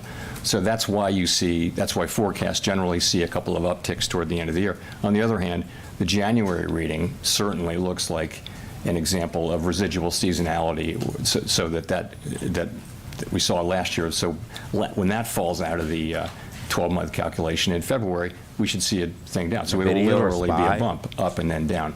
We understand like that. the same thing, overall, you see the progress on inflation, and you also look at the economy and you say, what is the inflation story now? Where's it coming from? So I point to a couple of things. One is the non-housing services and goods, which together make up 80% of the core PCE index, are back to the levels they were at the last time we had sustained 2% inflation, which happens to be in the early 2000s for a period of 5, 6, 7 years. So they're back to that level. You're a bot, bro. We knew AMC was getting attacked. I literally said that. So guess what? Now you get muted again, sir. It's not. It's housing services. So let's talk about housing services. Housing services is higher. What's going on there is, market rents, newly signed leases are experiencing very... GameStop's about to pump, which will push AMC up. I'm not worried about it, bro. I literally said this in my video. I'm not going to argue with you. Very low inflation. And what's happening is older, leases that are turning over are taking several years to catch up to where market leases are, market rent leases are. So that's just a catch-up problem. It's not really reflecting current inflationary pressures. It's reflecting past inflationary pressures. So that's That's one thing. The other thing is I'd say look at the labor market, not a source of inflationary pressures. Where's it coming from? It's not a very tight economy. What is the story about inflation? You see that catch-up inflation also in insurance and several other areas. So you're seeing, we're not declaring victory, obviously, but we feel like the story is very consistent with inflation continuing to come down on a bumpy path over the next couple of years and settling around 2%. That story is intact, and it won't be one or two really good data months or bad data months aren't going to really change the pattern at this point now that we're this far into the process. So you're quickly trying to get to that neutral rate that you see, or do you foresee that you have some time to get there? Nothing in the economic data suggests that the committee has any need to be in a hurry to get there. We are seeing strong economic activity. We are seeing ongoing strength in the labor market. We're watching that carefully, but we do see maintaining strength there. And so we think that the right way to find. GameStop has a cup and handle here. If GameStop can break above 2350, it's going to explode and hold that level. And that is also, without putting too much out there, what we're looking at potentially here in the Discord. So if you guys are still looking for the GME play, hit up the Discord. The official plays in the Discord. Cup and handle breakout if we break 2350. Oops, where's the Fed? Neutral, if you will, is carefully, patiently. Again, that's not meant to have a specific meaning other than to the extent the economy remains strong, we have the ability to take advantage of that as we try to navigate that middle path between the two risks. Craig. Hi, Chair Powell. Craig Torres from Bloomberg. Two questions today. Did you learn anything about what Americans think about the economy from the election results? First question. Second question. I want to talk about some labor market indicators, and I do so with great respect for your attentiveness to the maximum employment side of the mandate, Chair Powell. So the unemployment rate has been at 4% or higher for 6 months. One of the broadest measures of unemployment is up about 0.5 point from a year ago. Compensation gains are sliding back. The quits rate, a signal of labor market dynamism, has been heading down to that bad neighborhood of the 20 teens. So you have put a marker at Jackson Hole saying any further cooling is unwelcome. It is cooling generally a little bit further. So at what point do we reach what you would describe as a shortfall from maximum employment? Thank you. Sure. So on your first question, I'm not going to talk about anything that relates directly or indirectly to the election. On the second one, this is the great question, and it's the one we think about all the time. So I'll just say a couple things. There's nothing really surprising here. What we know is that we have a falling wedge on AMC. I'm hoping this falling wedge breaks out before. I'm hoping it breaks out in what we are going into power hour now. So I'm hoping we could break out in power hour. That way we can head back towards 434. Again, the key level for AMC to hold is 434. We have a falling wedge. I think we can break back above 434. We want to see this falling wedge break out before the end of the day, though.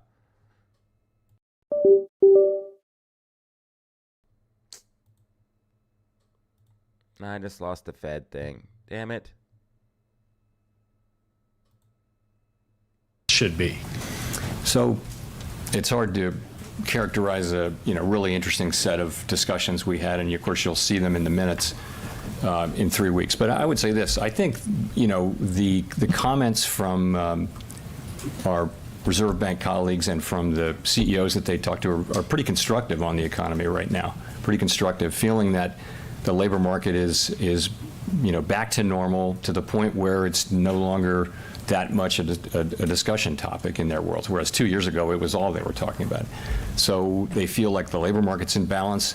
People feel good about where the economy is. Demand is obviously pretty strong, and you're seeing 2.8% growth in the third quarter estimated. Maybe the year's 2.5%. This is a strong economy. It's actually remarkable how well the U.S. economy has been performing with, strong growth, a strong labor market, inflation coming down. We're, really performing better than any of our global peers. And I think that is reflected in what you hear from, what I hear people hear from CEOs. I don't get to talk to a lot of CEOs in my job, but I hear what others summarize from those. And of course, I hear the Reserve Bank presidents do a lot of that. And it's pretty constructive overall. Now, that's not to say there are areas of caution and things like that, but ultimately, overall, pretty positive. Well, to follow up the areas of caution, if there were black clouds on the horizon that you identified as something you're watching, what would they be? I think it's, it's things like, clearly, geopolitical risks around the world are elevated, and just as clearly they've had relatively little effect on the U.S. economy. Now, that can change through the price of oil or otherwise, but people talk about those as, something that's on the horizon all the time. But, ultimately, if you look at the U.S. economy, its performance has been very good. And that's what we hear from business people, and expectation that will continue. If anything, people feel next year, I've heard this from several people, that next year could even be stronger than this year. That's a lie. Who's saying that? Show me who's saying that. Washington Post. I just wanted to follow up on the discussion. Falling Wedge fiscal breakout, policy. AMC. Your Oh my God, yes. Greenspan and Can we get Volcker some rockets in the spoke up chat, loudly please, when they yo? thought large budget We deficits. need some support. Endangered financial, economic or financial stability. Will you do that too? And right now we're in a period of full employment. We have large budget deficits and debt at historic highs that are rising. Is that something you'd speak out against? So, I have said many times, no more, no less than what the predecessors you mentioned have said. And what that is that the U.S. federal government's fiscal policy is on an unsustainable path. The level of our debt relative to the economy is not unsustainable. The path is unsustainable. And we see that in, you've got a very large deficit you're at full employment, and that's expected to continue. So it's important that we, that to be dealt with. It is ultimately a threat to the economy. Now, I can say that. I don't have oversight. We don't have oversight over fiscal policy. I've said it on many occasions, just said it again. Okay, thank you. I guess the other question is, to follow up on Victoria's question, do you believe the president has the power to fire or demote you, and has the Fed determined the legality of a president demoting at will any of the other governors with leadership positions? Not permitted under the law. Not what? Not permitted under the law. Thank you. Courtney. Courtney Brown from Axios. In response to Howard's question, you said it wasn't an ideal time to give forward guidance because of the economic uncertainties. Can you lay out what some of those uncertainties are and whether or not it includes some of the proposals that the president-elect has put out on the campaign trail? Tariffs, for instance? No, I was not referring to the new administration's policies at all, nor will I today. So what I'm just saying is, as we look ahead, we know, and I mentioned this in my statement, that the risks are two-sided. I guess I should start by saying that we think that the economy and we think our policy are both in a very good place, And but as you look forward, you say, what are the risks? And one risk is that we would move too quickly and find ourselves having moved too quickly, and inflation comes back, and we lost our chance to get inflation back to 2%. So we have to avoid that risk, and to avoid that risk. If that's the risk, then why are you cutting rates while markets at all-time highs? If that is really the case, then why are you cutting rates? Because nothing you're doing makes sense. That's why these people have so many questions. Nothing the Fed is doing makes sense. They're saying one thing and doing another thing. Markets at our all-time highs. If everything's okay and the economy is so good, why are you cutting rates? Do you want inflation to stay forever? Or do you really want it to go down? What is the plan, Fed? What is the plan? That's why we're so confused. You say that you want inflation to go down, but yet you just gave us a 25 basis point rate cut and markets are at all-time highs. What's going on here, bud? That means you want to move carefully. The other risk is that we move too slowly and that we allow the labor market to weaken too much and do unnecessary damage to the labor market and to people's working lives.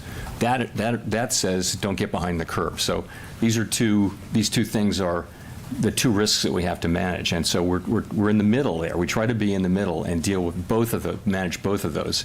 Again, the idea is to support the strength we have in the labor market and in the economy, but also with somewhat less restrictive but still restrictive policy, enable further progress toward 2% get back above 434. So there's it's a shakeout, bro. This is a thing we're meeting by meeting. We're going to be making our assessment of what the right path is. It's not as important. The precise timing of these things is not as important as the overall arc of them. Shakeout and the before arc a of them pump. is to move from where we are now to a sense of neutral, a more neutral policy. We don't know exactly where that is. We only know it by its works. We're pretty sure it's below where we are now. But as we move further, I explained this about AMC. I said that what they'll probably do on earnings. I said I want earnings. This is the video I said. In my last video, you can watch it for yourself. I said, I hope that it's a positive catalyst for us because I think the numbers are going to be good. The numbers were good. We got a beat on earnings, okay? This video right here, that's why I said this is the most important video you need to watch. I said I want it to be a positive catalyst because I know the numbers are going to be good, but they're going to attack us. They definitely attacked us. They kicked the can down the road. We're seeing our second eventuality because we started to break out of the macro accumulation. They knocked us down. We're trying to get back above key level of 434. If we can, we could see a recovery and break right back out. If not, we're going to have to consolidate and break out. But we still have this macro accumulation, and GME is still breaking out of macro accumulation as well with this bullish cup and handle. Ladies and gentlemen, also, just a quick note, I told you guys with the options chain, the market is basically expecting AMC to be over $6 by November 22nd. But they're attacking us. They kicked the can down the road. I can't help that. I can only warn against it. And I can only hope for the best and prepare for the worst. That is exactly what that video was meant to do. It was meant to hope for the best and prepare for the worst, because that's the only thing you can do in this type of situation. I wanted AMC to break out of macro accumulation. It didn't happen. That's what I wanted. But I also prepared everybody. If we don't break out of macro accumulation, what's going to happen? So anybody freaking out right now, you're being over dramatic.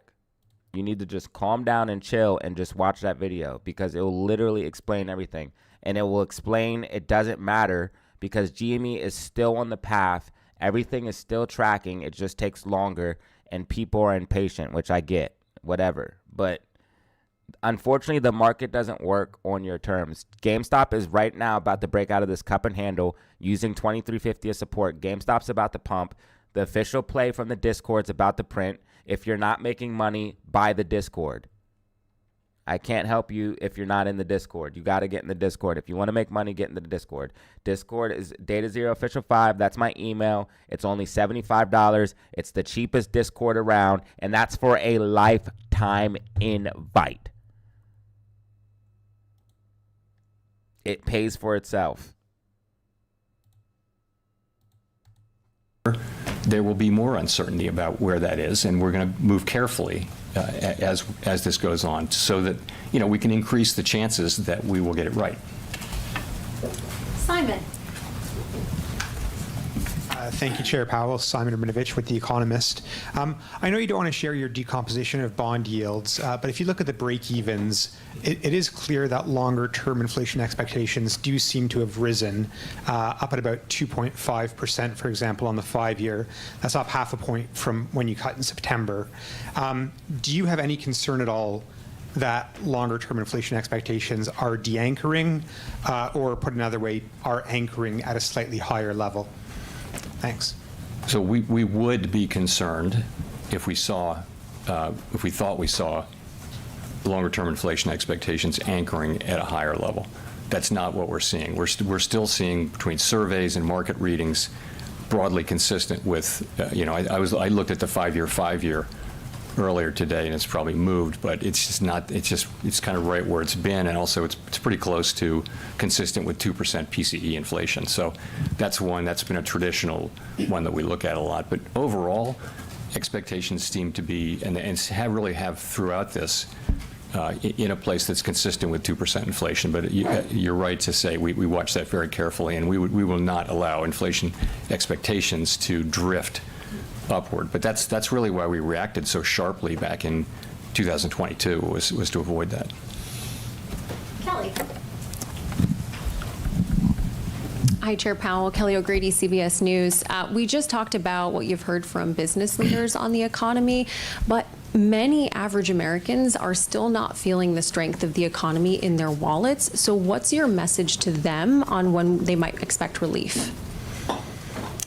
So you're right that we say the economy is performing well, and it is, but we also know that people are still feeling the effects of high prices, for example. And the world went through a global inflation shock, and inflation went up everywhere, and it stays with you because the price level doesn't come back down. So what that takes is, it takes some years of real wage gains for people to feel better. And that's what we're trying to create, and I think we're well on the road to creating that. Inflation has come way down, the economy is still strong here, wages are moving up, but at a sustainable level. So it's just, I think what needs to happen is happening, and for the most part has happened, but it'll be some time before people, regain their confidence and feel that. And we don't tell people how to feel about the economy. We completely respect what they're feeling. Those feelings are true, they're accurate. We don't question them. We respect them. And just a quick follow-up, President-elect Trump has been critical of your performance. Any concern about his influence on the Fed's independence? I'm not going to get into any of the political things here today, but thank you. 2350 calls on GME will print. Hi, right Chair there Powell, in the Nancy Discord. Marshall, What date is with that? Marketplace. What date is that? What is your plan if we start to see 2350 calls will stagflation? print. The official play in the Discord. Well, so that's will print. The whole plan is not to have stagflation. Don't be so mad because you're not making money, bro. That is actually our plan. I seen that little slick comment before Banno deleted it. Official play right here. Not that I should have to show anybody the official play for free in the Discord, but you guys don't got the sell targets. Official play in the Discord saying 2350 calls will print. Literally making money every day in the Discord if you pay attention. It's of course a very difficult thing because anything you do with interest rates will hurt one side or the other, either the inflation mandate or the employment mandate. I would just say that we basically he says prices aren't coming down. You need to make more money. Yeah, but the thing is, when they keep telling you that, make more money, make more money, make more money, you make more money to stay in the same spot. And that's the problem we all have. We all are trying to make more money just to stay in the same place. That's ridiculous. Not only is it a rat race, it's a rat race with the treadmill set on 50. Like, nah, I'm not running that race. I'm done with that. I'm not running that race, bro. You're not going to make me work 3 times as hard just to stay in the same exact spot. I'm not playing that game.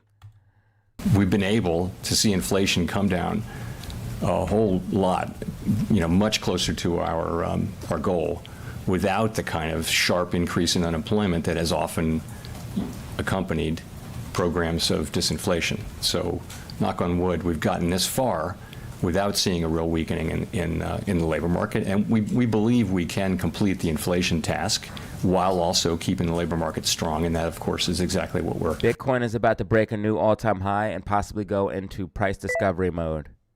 And that's why you need to invest in Bitcoin, not financial advice. I wouldn't be buying Bitcoin at all-time high levels, but I tried to tell everybody before it made the move out of the bull flag. I tried to tell everyone before it made the move out of the bull flag that Bitcoin was going to absolutely explode and pump to the upside. That's why you need to get Bitcoin, so you don't have to run the rat race of trying to make 3 times, 4 times as much money and stay in the same place. Join the Discord. We're literally printing money. I know, bro, man. He's the dude who said that is literally mad. He's not in the Discord making money on AMC and GME. That was literally saltiness. He said something. I seen it real quick before Ben. I'm glad Beno did her job and everything, but he said something like, "Oh, every single pump you say you call in the Discord. How would you know you're not even in the Discord, dumbass? How would you know? All of the major pumps for AMC and GME, I did call out in the Discord. This move here, we played it stupid. We played the 995 double bottom stupid. We played 1150 calls, and then when it went to the 1750 consolidation range, we played 1750 calls, and that was right before this move. We made so much fucking money. Bro. So much fucking money. It was stupid how much money we made. Literally we played it out move by move on GME before that 600% rally. Literally. We went and I called the double bottom and I said GME's about to explode, and we bought 1150 calls as it was running up. Then this consolidation range right here, and this is how I know exactly all of this. I remember it to a T, this consolidation range. I said once we break this bull flag, GME's going to absolutely moon. And we all loaded up right here. And I called it out right before the explosion. I said it's about to go, and it went. And it never stopped. And we printed. We printed, my dude. So if you want to print, you know what to do. You know what to do, bro. All right, that's enough bragging. Can you rule out an interest rate hike next year? Sorry, the haters made me do it. No, I wouldn't rule anything out or in that far away, but that's certainly not our plan. I mean, our baseline expectation is that we'll continue to move gradually down towards neutral, that the economy will continue to grow at a healthy clip, and that the labor market will remain strong. If you look at our They just dumped 100,000 short shares on AMC. That will not change from the September SEP. That is our baseline forecast, and short of some exogenous event, that will continue to be our forecast for the foreseeable future. So, but ultimately, we're not in a war where we can afford to rule things out a full year in advance. There's just too much uncertainty in what we do. Let's go to Gene for the last question. It's not AMC I'm mad at, it's the market makers. Cost to borrow has absolutely tanked. This market is so corrupt. It's not AMC. I'm mad at the corruption. It's very frustrating, apes. I feel your pain. I feel your pain with you guys. I'm in this with you. Literally, I'm in it with you. You have to understand, I hold these shares with you.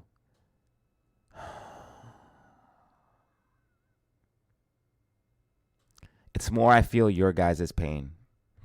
I've made enough money that I could just sell my AMC and not even give a fuck, to be honest with you guys. But I hold for my apes.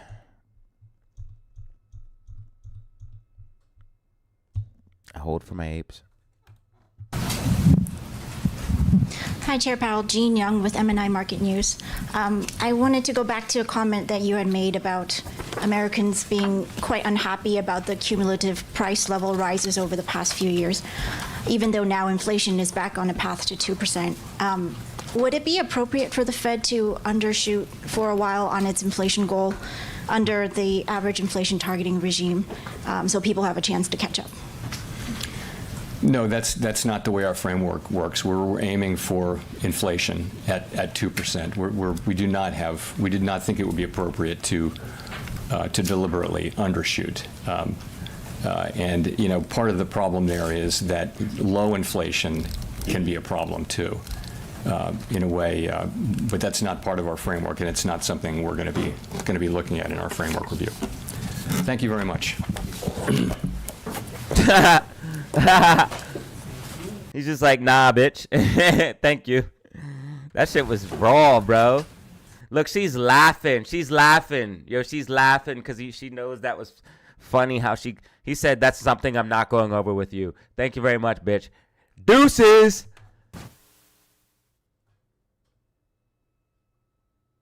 He said, I don't got to answer your question. Deuces. Yo, Powell just did that. That was gangster, bro. I don't even care, bro. Powell just, is he from Chicago? Where is he from? Where's Jerome Powell from? That guy's got to be from Chicago, bro. Or if he's from one of the inner cities, bro. That guy just did a gangster-ass move, bro. Bro, that shit was raw, bro. So SPY just hit a new all-time high. Imagine that. What else is new? We're in the greatest bull run of history. So I don't know. We're in the most insane market of history. Trump pump was insane. We just got a 25 basis point rate cut. Honestly, guys, I have to digest everything that just happened here. I really do. I want to digest everything. And see where we go from here. Now, as far as the technicals are concerned, this is crazy. This is crazy. RSI sitting at 83 on the 4-hour time frame.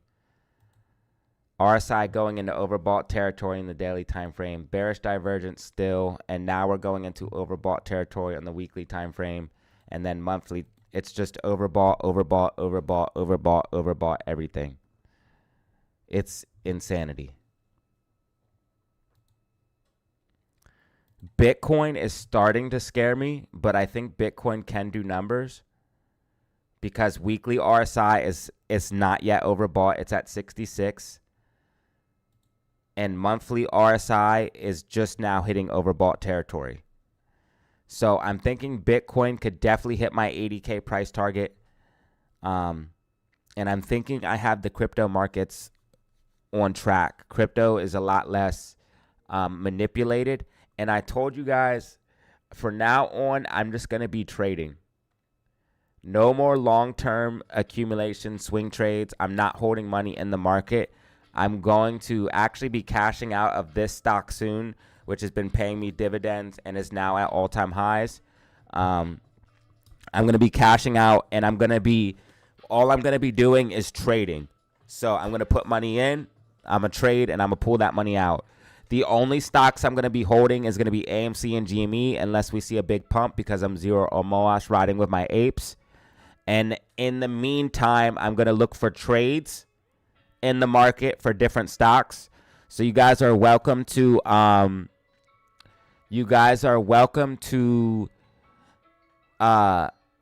introduce or bring up any stocks that you guys are interested in because I might look at them if they are a good potential trade. So you guys are welcome to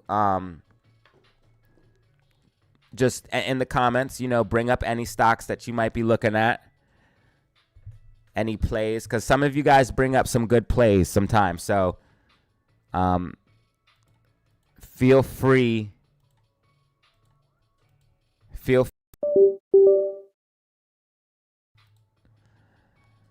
to list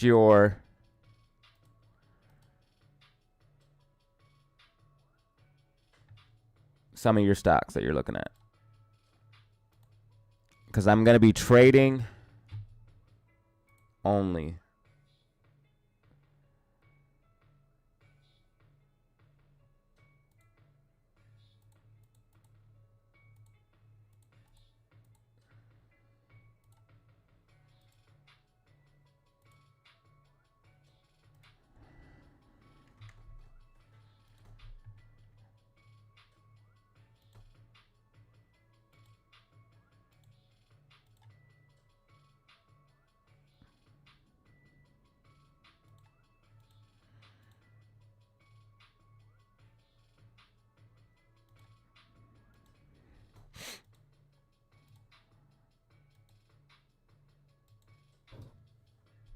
And I'm gonna be covering AMC, GME, SPY like always. I'm just going to be doing trades. And then also, I'm going to be hodling crypto, which is basically what I've been doing, except I've been participating with some long-term accumulation swing trades, like NDAQ, SQQQ. Those are pretty much it. I keep buying AMC and GME shares here every once in a while. Mostly what I've been focused on is crypto, which I feel is less manipulated and gives you way more gains. Look at all of these gains. Look at all of these gains. Crypto was where it's at, yo, I'm telling you.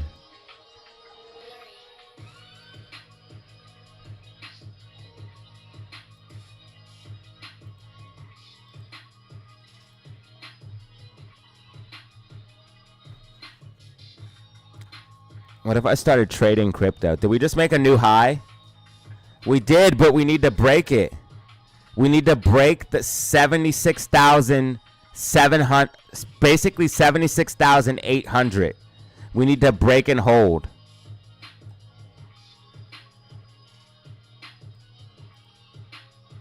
We just hit $76,900 on Bitcoin, BTC. AMC getting short shares dumped on it. AMC just had short shares dumped on it. 100,000 or 100,000 short shares dumped on AMC.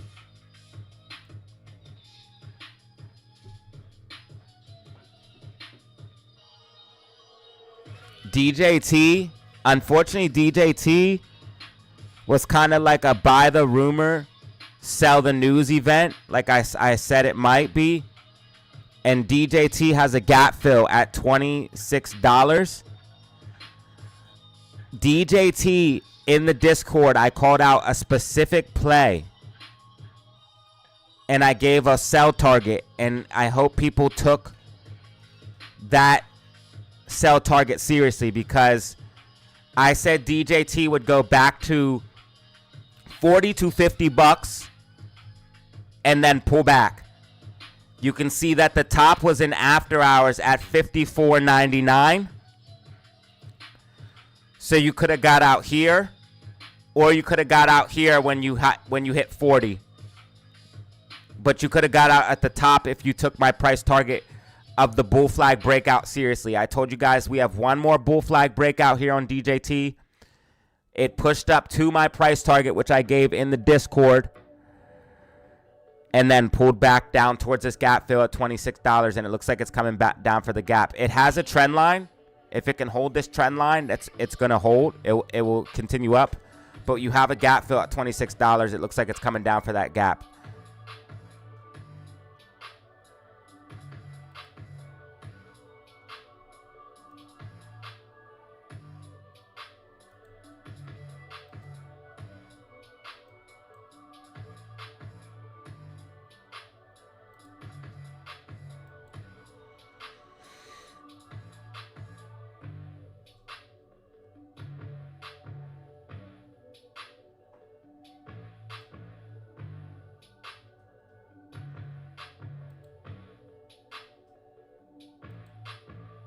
Trumper pumper, baby. We're in pure euphoria mode.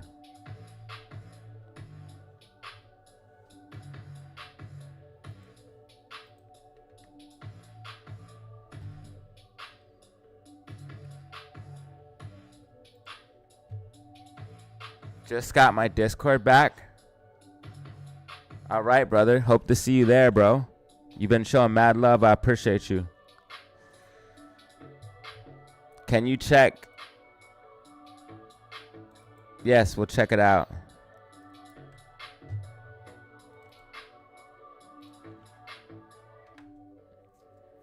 Thank you for the 5, bro.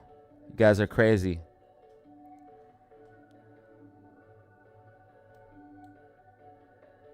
The only thing I don't like is it's a new stock. I don't like that. It's fairly new. I like this, though. I like this bullish This looks bullish to me. I want to see a breakout of this. This would be nasty. You know, something like this. Yeah, that could be nasty.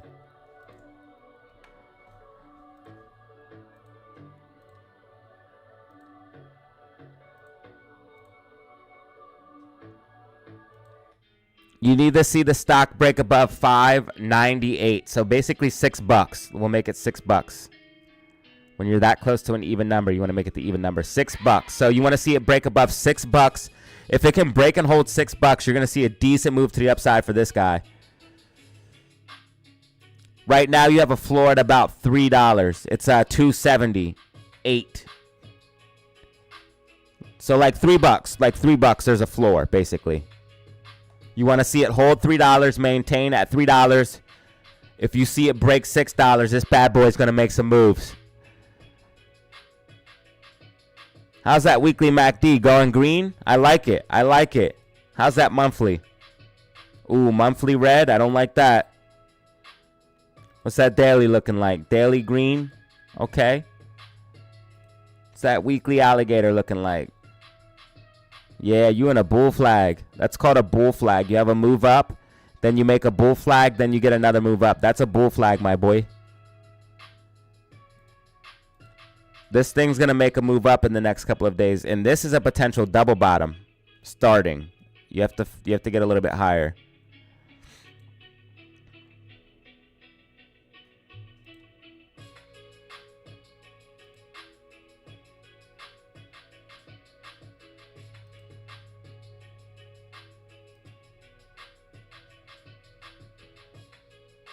These are all stocks you guys told me to look at.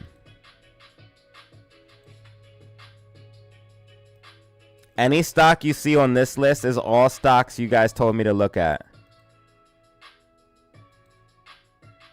Finger, HYMC, PLCE. These are all stocks that you guys told me about. TUP. All of these stocks are stocks you guys told me. DRUG.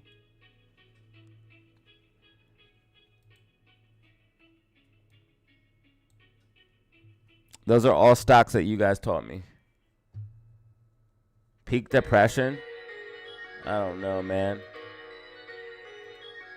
I'm not going to be depressed. I know. Why do we have 234 people in the building? What is going on, dude? Popping, bro. Can we get some more likes, though? We don't even have 100 likes yet. What the hell's up with that?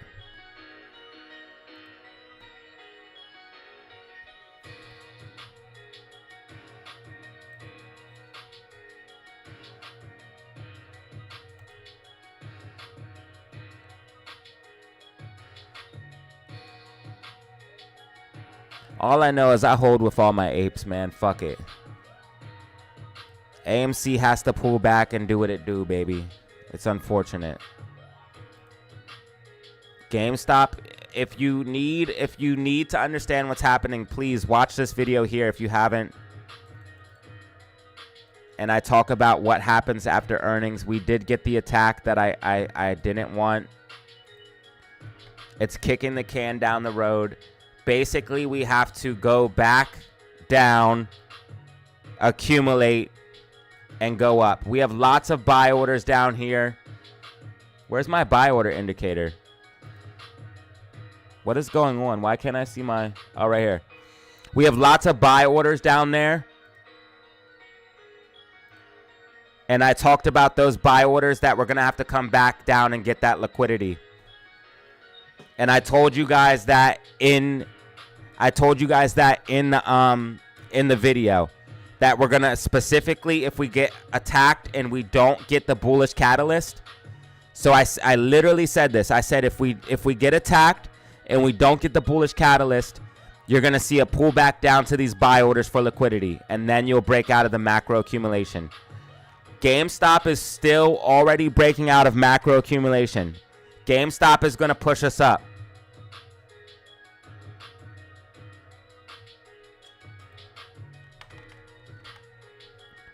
AMC tried to break out of macro accumulation here.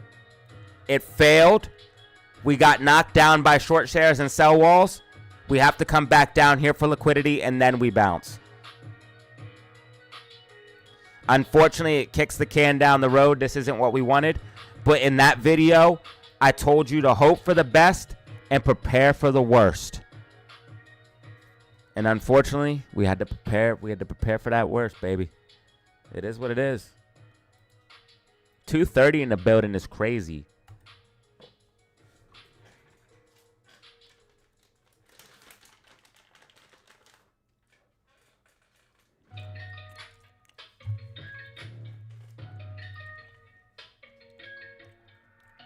If we get some rockets, though, it should help a little bit.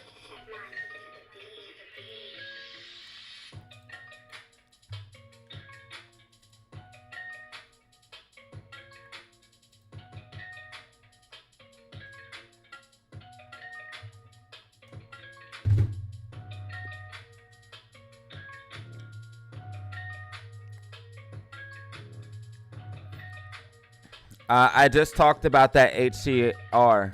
I just talked, or whatever the heck it was. It is a bull flag breakout, and I gave you guys levels of support and resistance.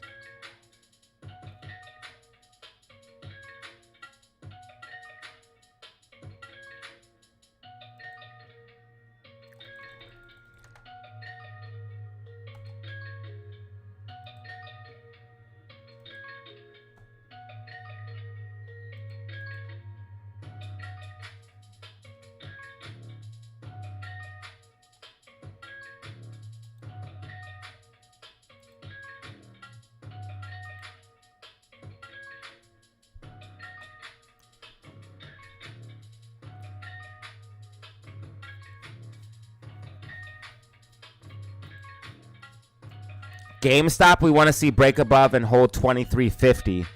AMC, we want to see back at 434. We have 22 minutes remaining.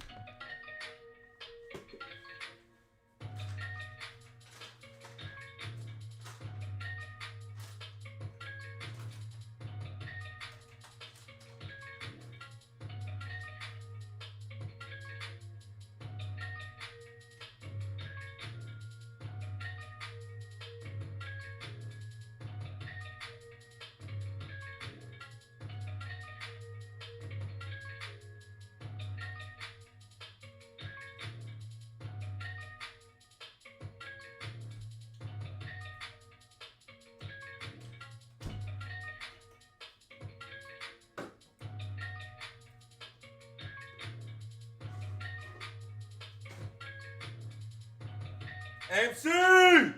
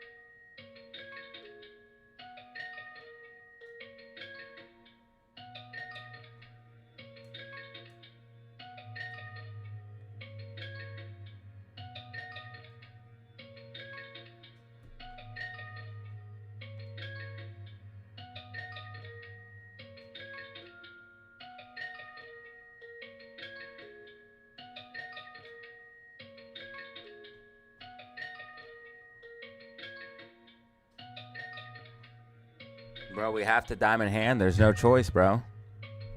I hold with my apes. 0 on Moss, real shit.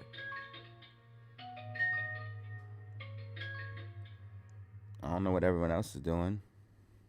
Connect with your community. Get to know your most engaged commenters. Oh, that's what that badge next to some people's names are. Okay. So now YouTube is putting special badges and stuff next to the people that comment the most. Community spotlights. Alva, Kevin, Courtney, Ruben, High Energy. Weekly highlights of your most engaged audience members, including your top commenters. Shout out Alva, Kevin, Courtney, Ruben, and High Energy. Oh, I like this. Top commenter, custom badges for members. Recent comments. And I can see all of your comments. What up, Kevin? Top commenter.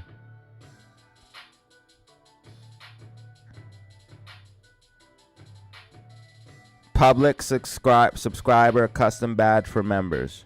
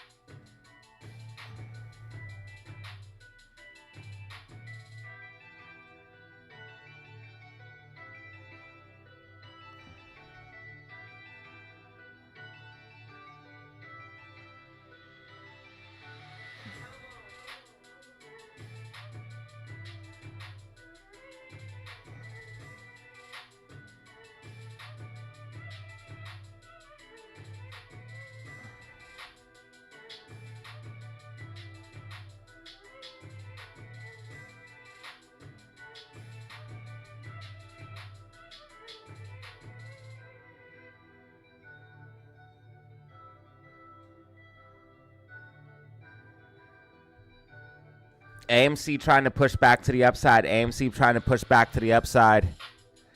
AMC's still fighting. And I think there's a reason why. Because GameStop is pushing up. AMC's holding on.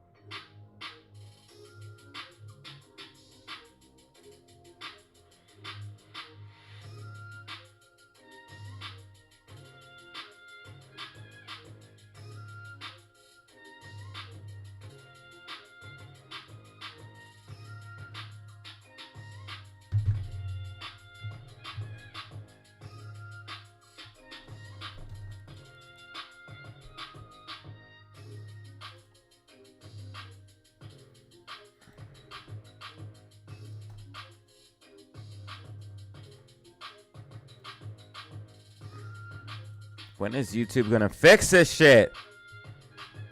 You just added a brand new tab, but you didn't fix this bug that you have going on. AMC's trying to break out of that falling wedge.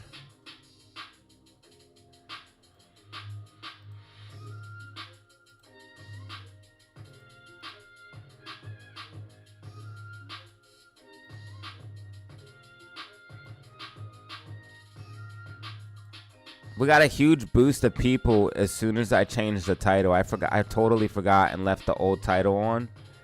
As soon as I changed the title, we got a huge amount of people in here.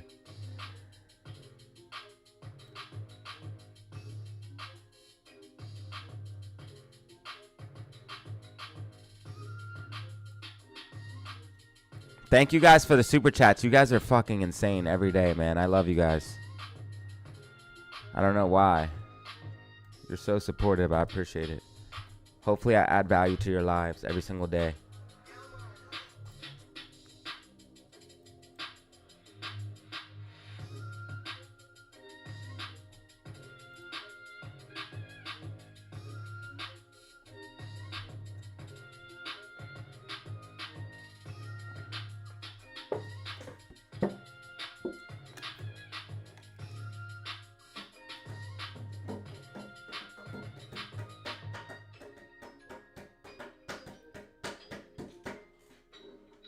I did change the date to the 6th, right?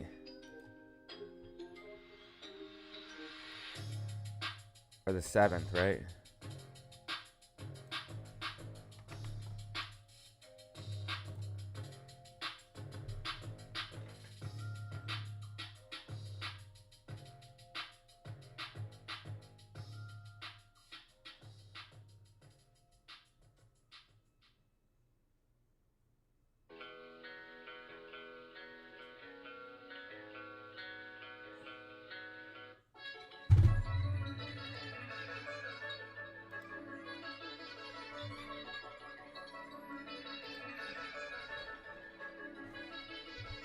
$2,318 shares at 820.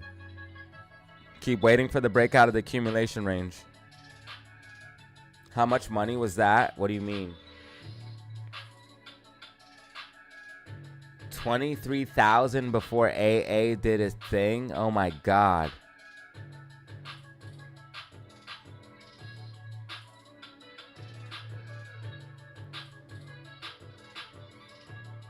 Down 70K, but not a waste until I sell for an L. You could write it off for taxes. I don't know if you're interested in that.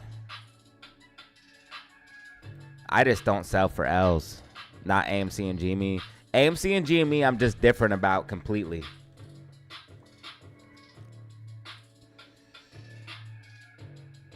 I'm gonna be as stubborn as all of you guys when it comes to AMC and GME.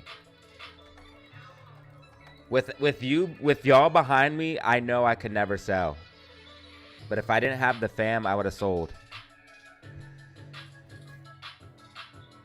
I would have sold before the reverse split because remember I was about to sell. You guys, if you guys followed me for a long time, you know that I was about to sell before that reverse split.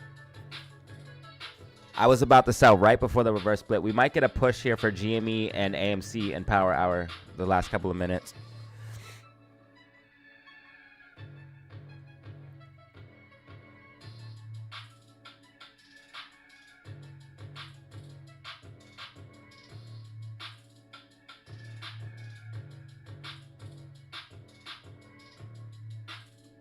I have some shares in profit right now on GameStop and AMC. What should I do? Should I sell them and take the profit? No, I'm going to hold.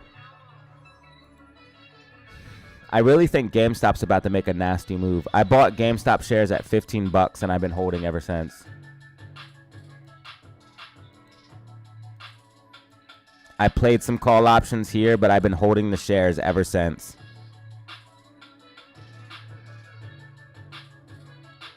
And now I just have these shares that are $15.98, I think is the exact price. They're just in the money like 70 or some, I don't know, I'd have to look, like 50% or some shit.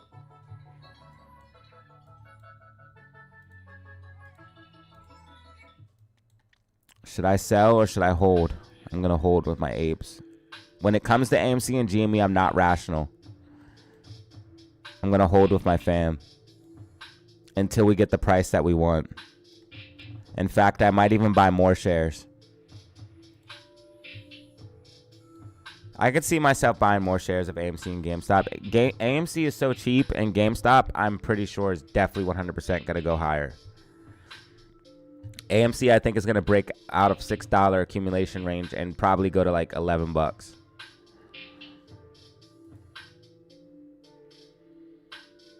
Yeah, it's just people are impatient, man. They're not going to hold. I will with you guys.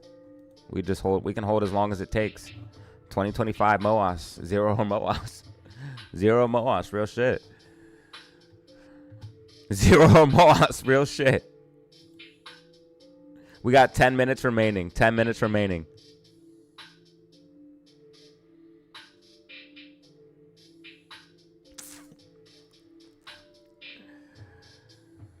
Shut up.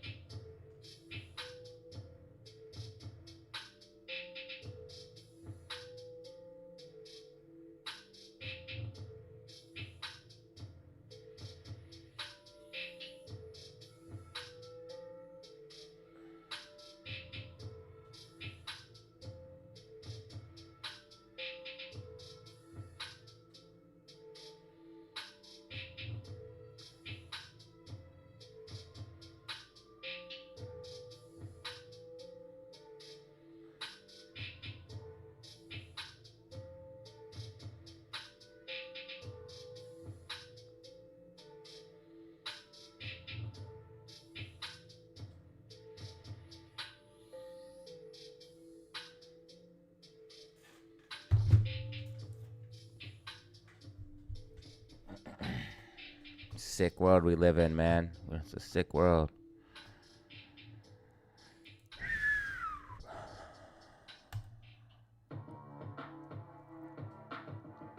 We got 8 minutes remaining. Fam, I can't say I'm not disappointed. I am. But I had to prepare for the worst and hope for the best. I wanted AMC to break out, and I was getting super excited right here when we started to break out. But why did we have to come down and back? Because they shorted us to hell, baby. Is there a gap fill, though? What I did notice, though, positive news. I forgot all about this. We do have some positive news. All of the gaps were filled. So AMC now has no gaps at all. All of the gaps were filled.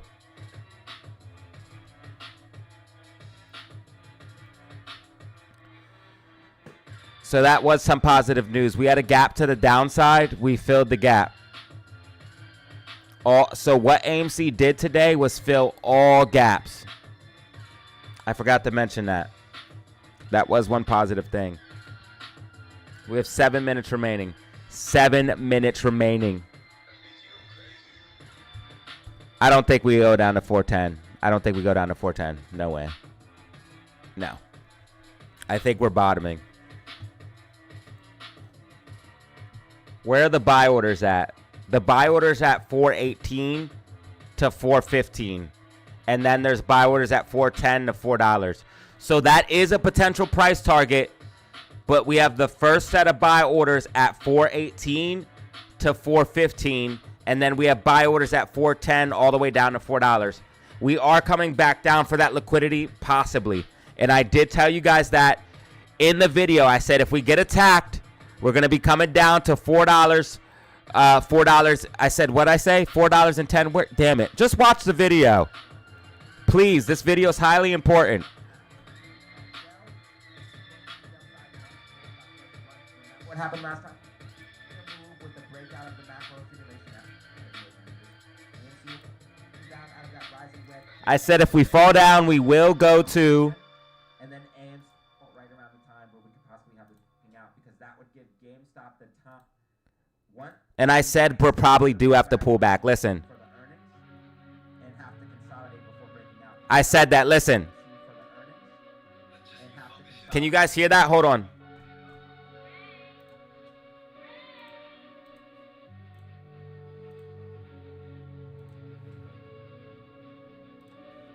All right, listen. I said most likely we're going to have to pull back. Catalyst for earnings. So once I see GameStop start to run, I believe we might see a little bit of pullback on AMC for the earnings. I said that. We might see some pullback for AMC for the earnings in this video. Listen, here's the clip. Here's the clip. Play out. We might see a little bit of pullback on AMC for the earnings and have to consolidate before breaking out, because that would give GameStop the time to go up into the bull flag and consolidate. And I said that would give time for GameStop to go into the bull flag and consolidate. Look what GameStop's doing. Consolidating. And I told you guys in that video.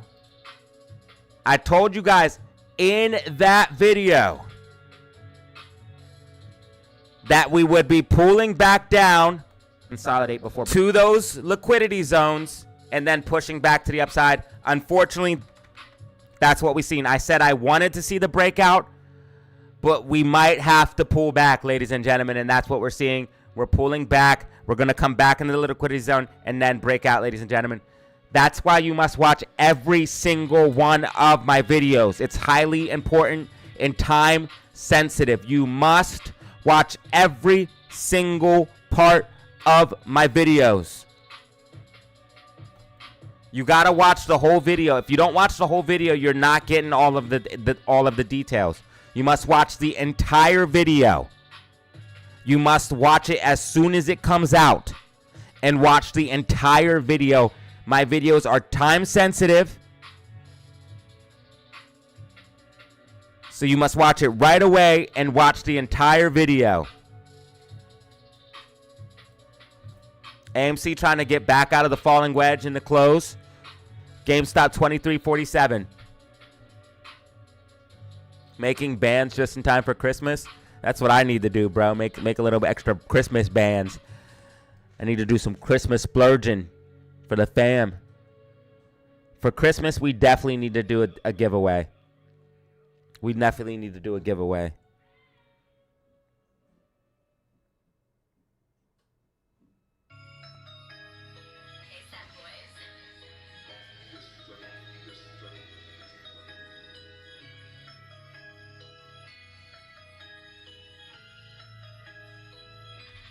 I'm definitely doing a giveaway for Christmas.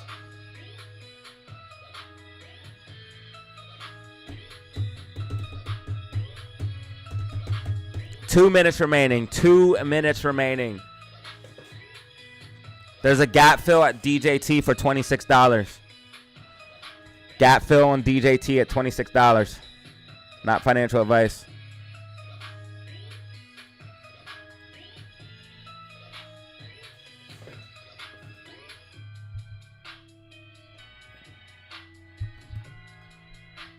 Gap fill DJT $26. Not financial advice. Not financial advice. $26 DJT. We're just about to break 1,500, baby. We've been doing numbers on this little mini 3-hour stream.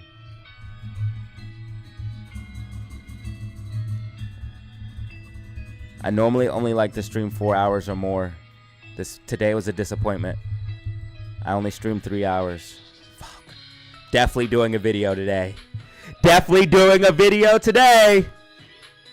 Look for a video on the channel around 8:30 Eastern Standard Time.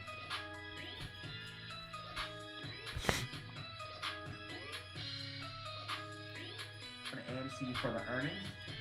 And have to consolidate before breaking it. Once I see GameStop start to run, I believe AMC will run. If this is going to play out, we might see a little bit of pullback on AMC for the earnings and have to consolidate before breaking out, because that would give GameStop the time to go up into the bull flag and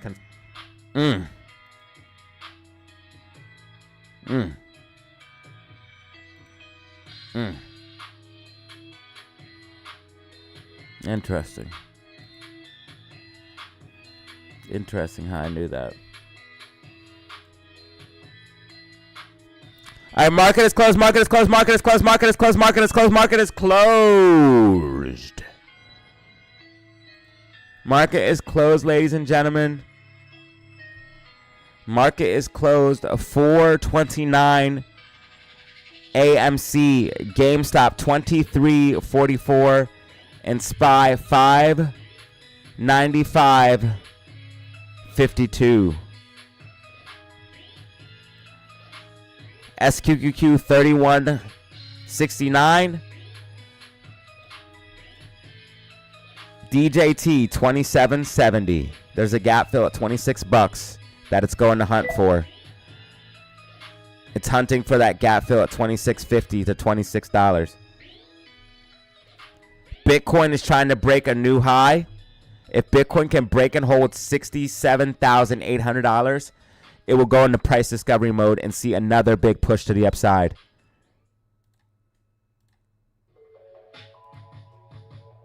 Thank you guys for watching my little mini upstream with the Powell pump. AMC has a falling wedge, so AMC is going to go back towards. AMC is going to go back towards 4.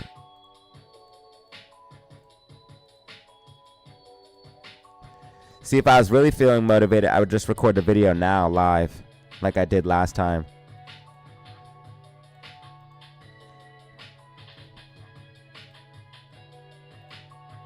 AMC is going to bounce and push up because this falling wedge.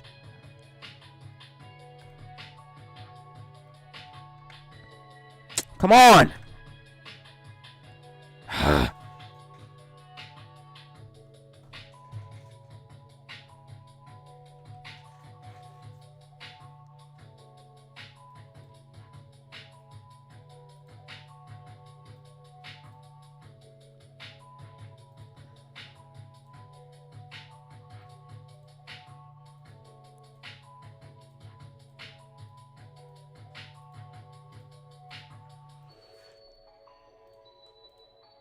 This falling wedge is gonna play out throughout this, and it's gonna leave recovery to tomorrow. Tomorrow's gonna be recovery. Yep, I got a video for you guys. What if I record the video right now? How many people are watching? Not too many people are watching. I can't. Look out for a video around 8:30 Eastern Standard Time. What do I think SPY is gonna be doing? People are gonna want to know. I don't want to give predictions on SPY right now.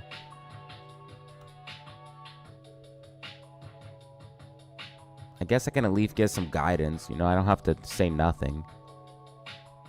RSI is overbought, bitches. What? It's a blow off top. What do you want me to tell you? You think I'm bullish? I'm not.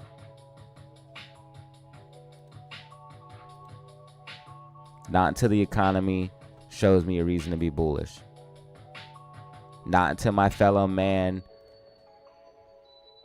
Not until my peers are telling me that they're living nice and they're not working twice as hard just to stay in the same position.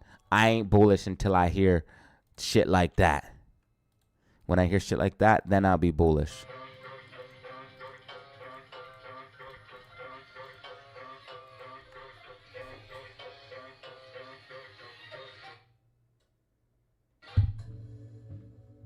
Then I'll be bullish.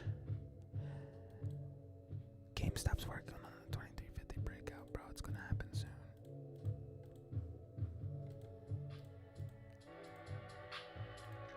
Come on, GameStop 2350 breakout. Let's go.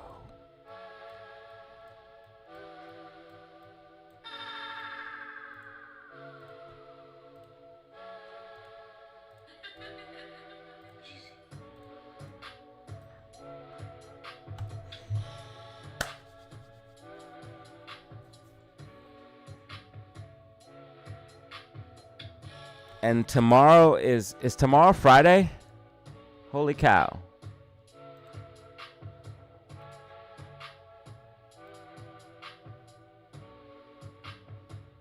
Michigan consumer sentiment. What a week this week has been, ladies and gentlemen. This week has been wild. Thank you for watching the DZ live stream. I ain't bullish until DZ says he's bullish. Facts.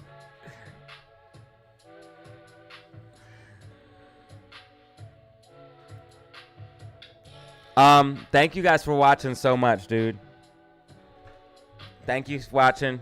This was the DZ live stream. Watch out for a video around 8:30 Eastern Standard Time.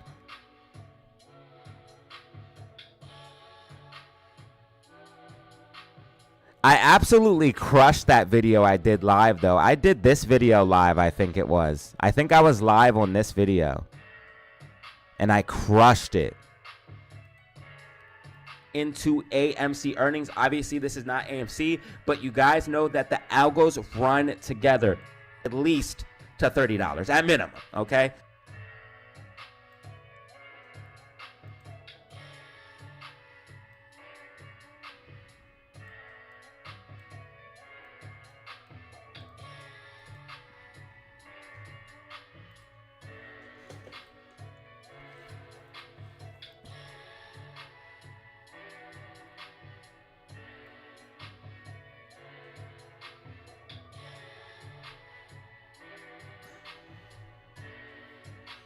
All right, y'all. I appreciate everybody.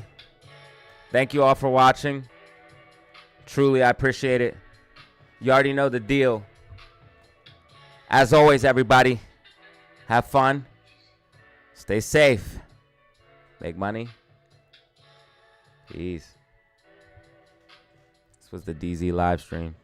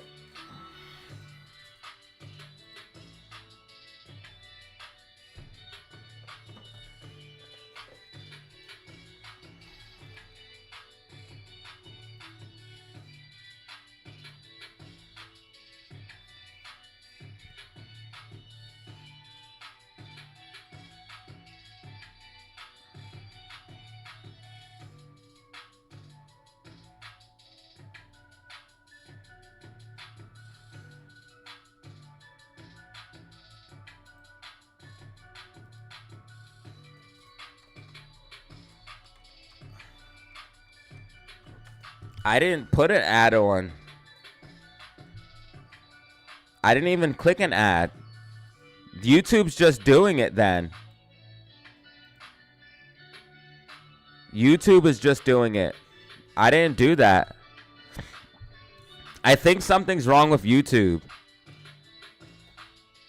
You guys seen me just sitting here. I didn't put an ad on. I was literally just sitting here.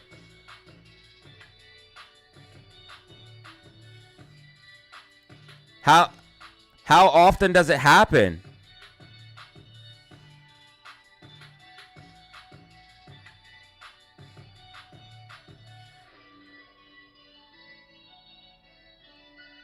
You're welcome, Justin. How often are the ads coming on?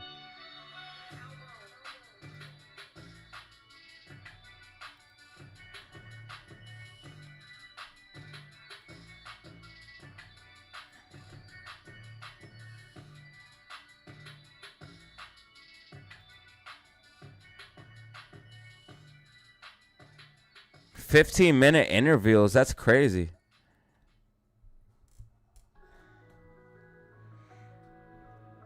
Damn. Good night, Sonny.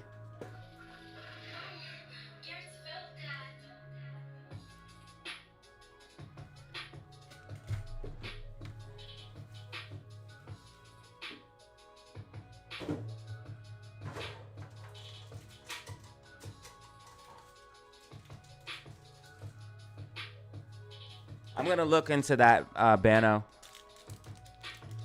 I appreciate everybody for watching, man. Y'all be easy. Much love. Expect the video around 8:30 Eastern Standard Time. You already know what it is. DZ fam in the building. We do it big. We the best. And remember the motto. Have fun. Stay safe. Make money. You dig? Are you still reading replies?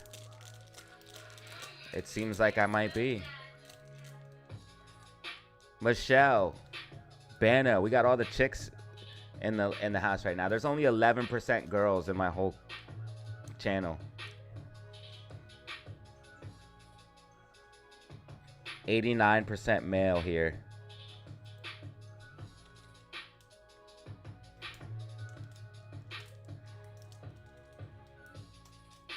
I don't know how, though. I see 3 chicks right here. Bano, Gigi, Michelle.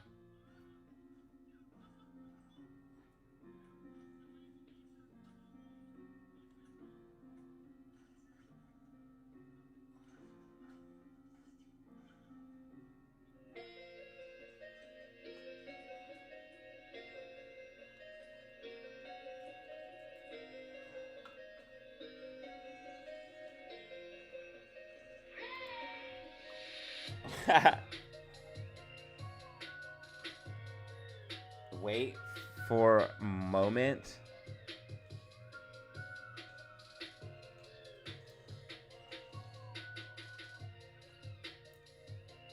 We're setting up for the breakout of the macro accumulation.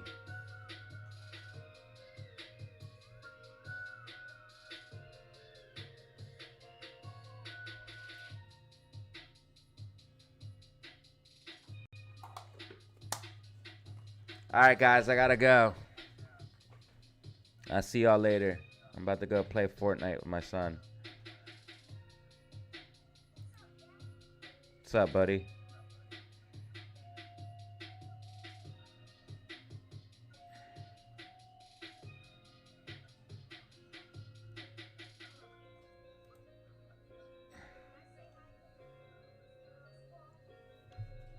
I don't think they can hear you. I have it set up. I have it set up so only I can hear you. They can't even see that I'm playing a game right now.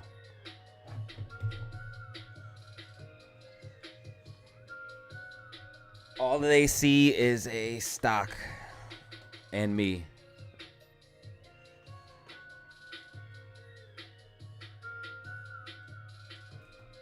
Community, my son says hi. Hold on, I'll make it so they can hear you. Don't put no music on now, because I'll get copyright.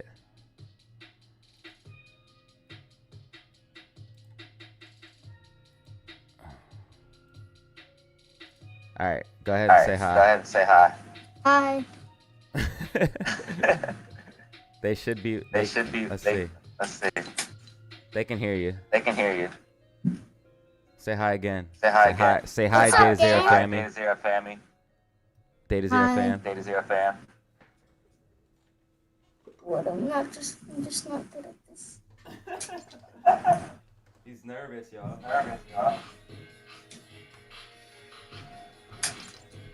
Is this nervous? There's a hundred.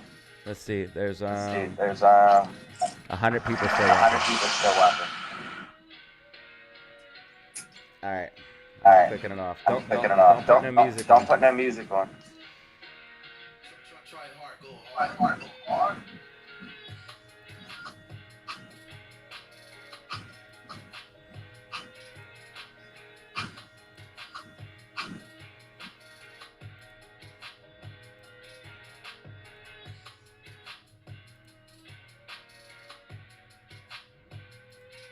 See you, DZ fam.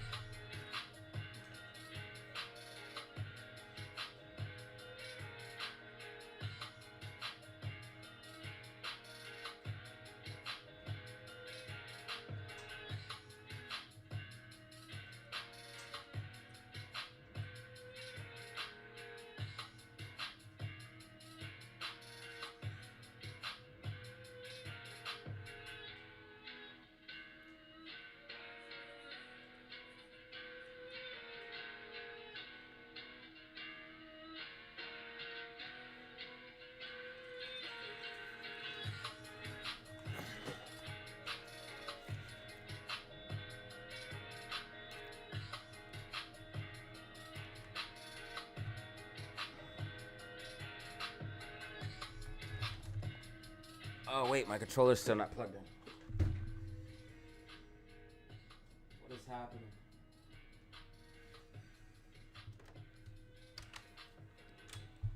Give me control, please.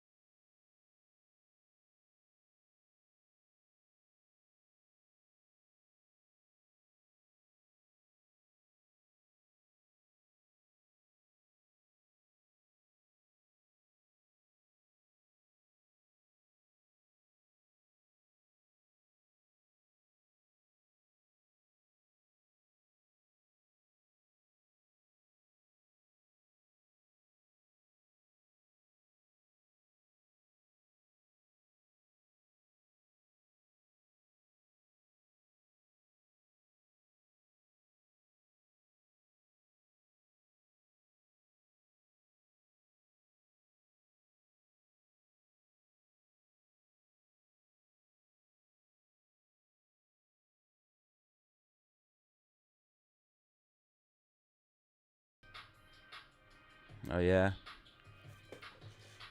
And guaranteed one?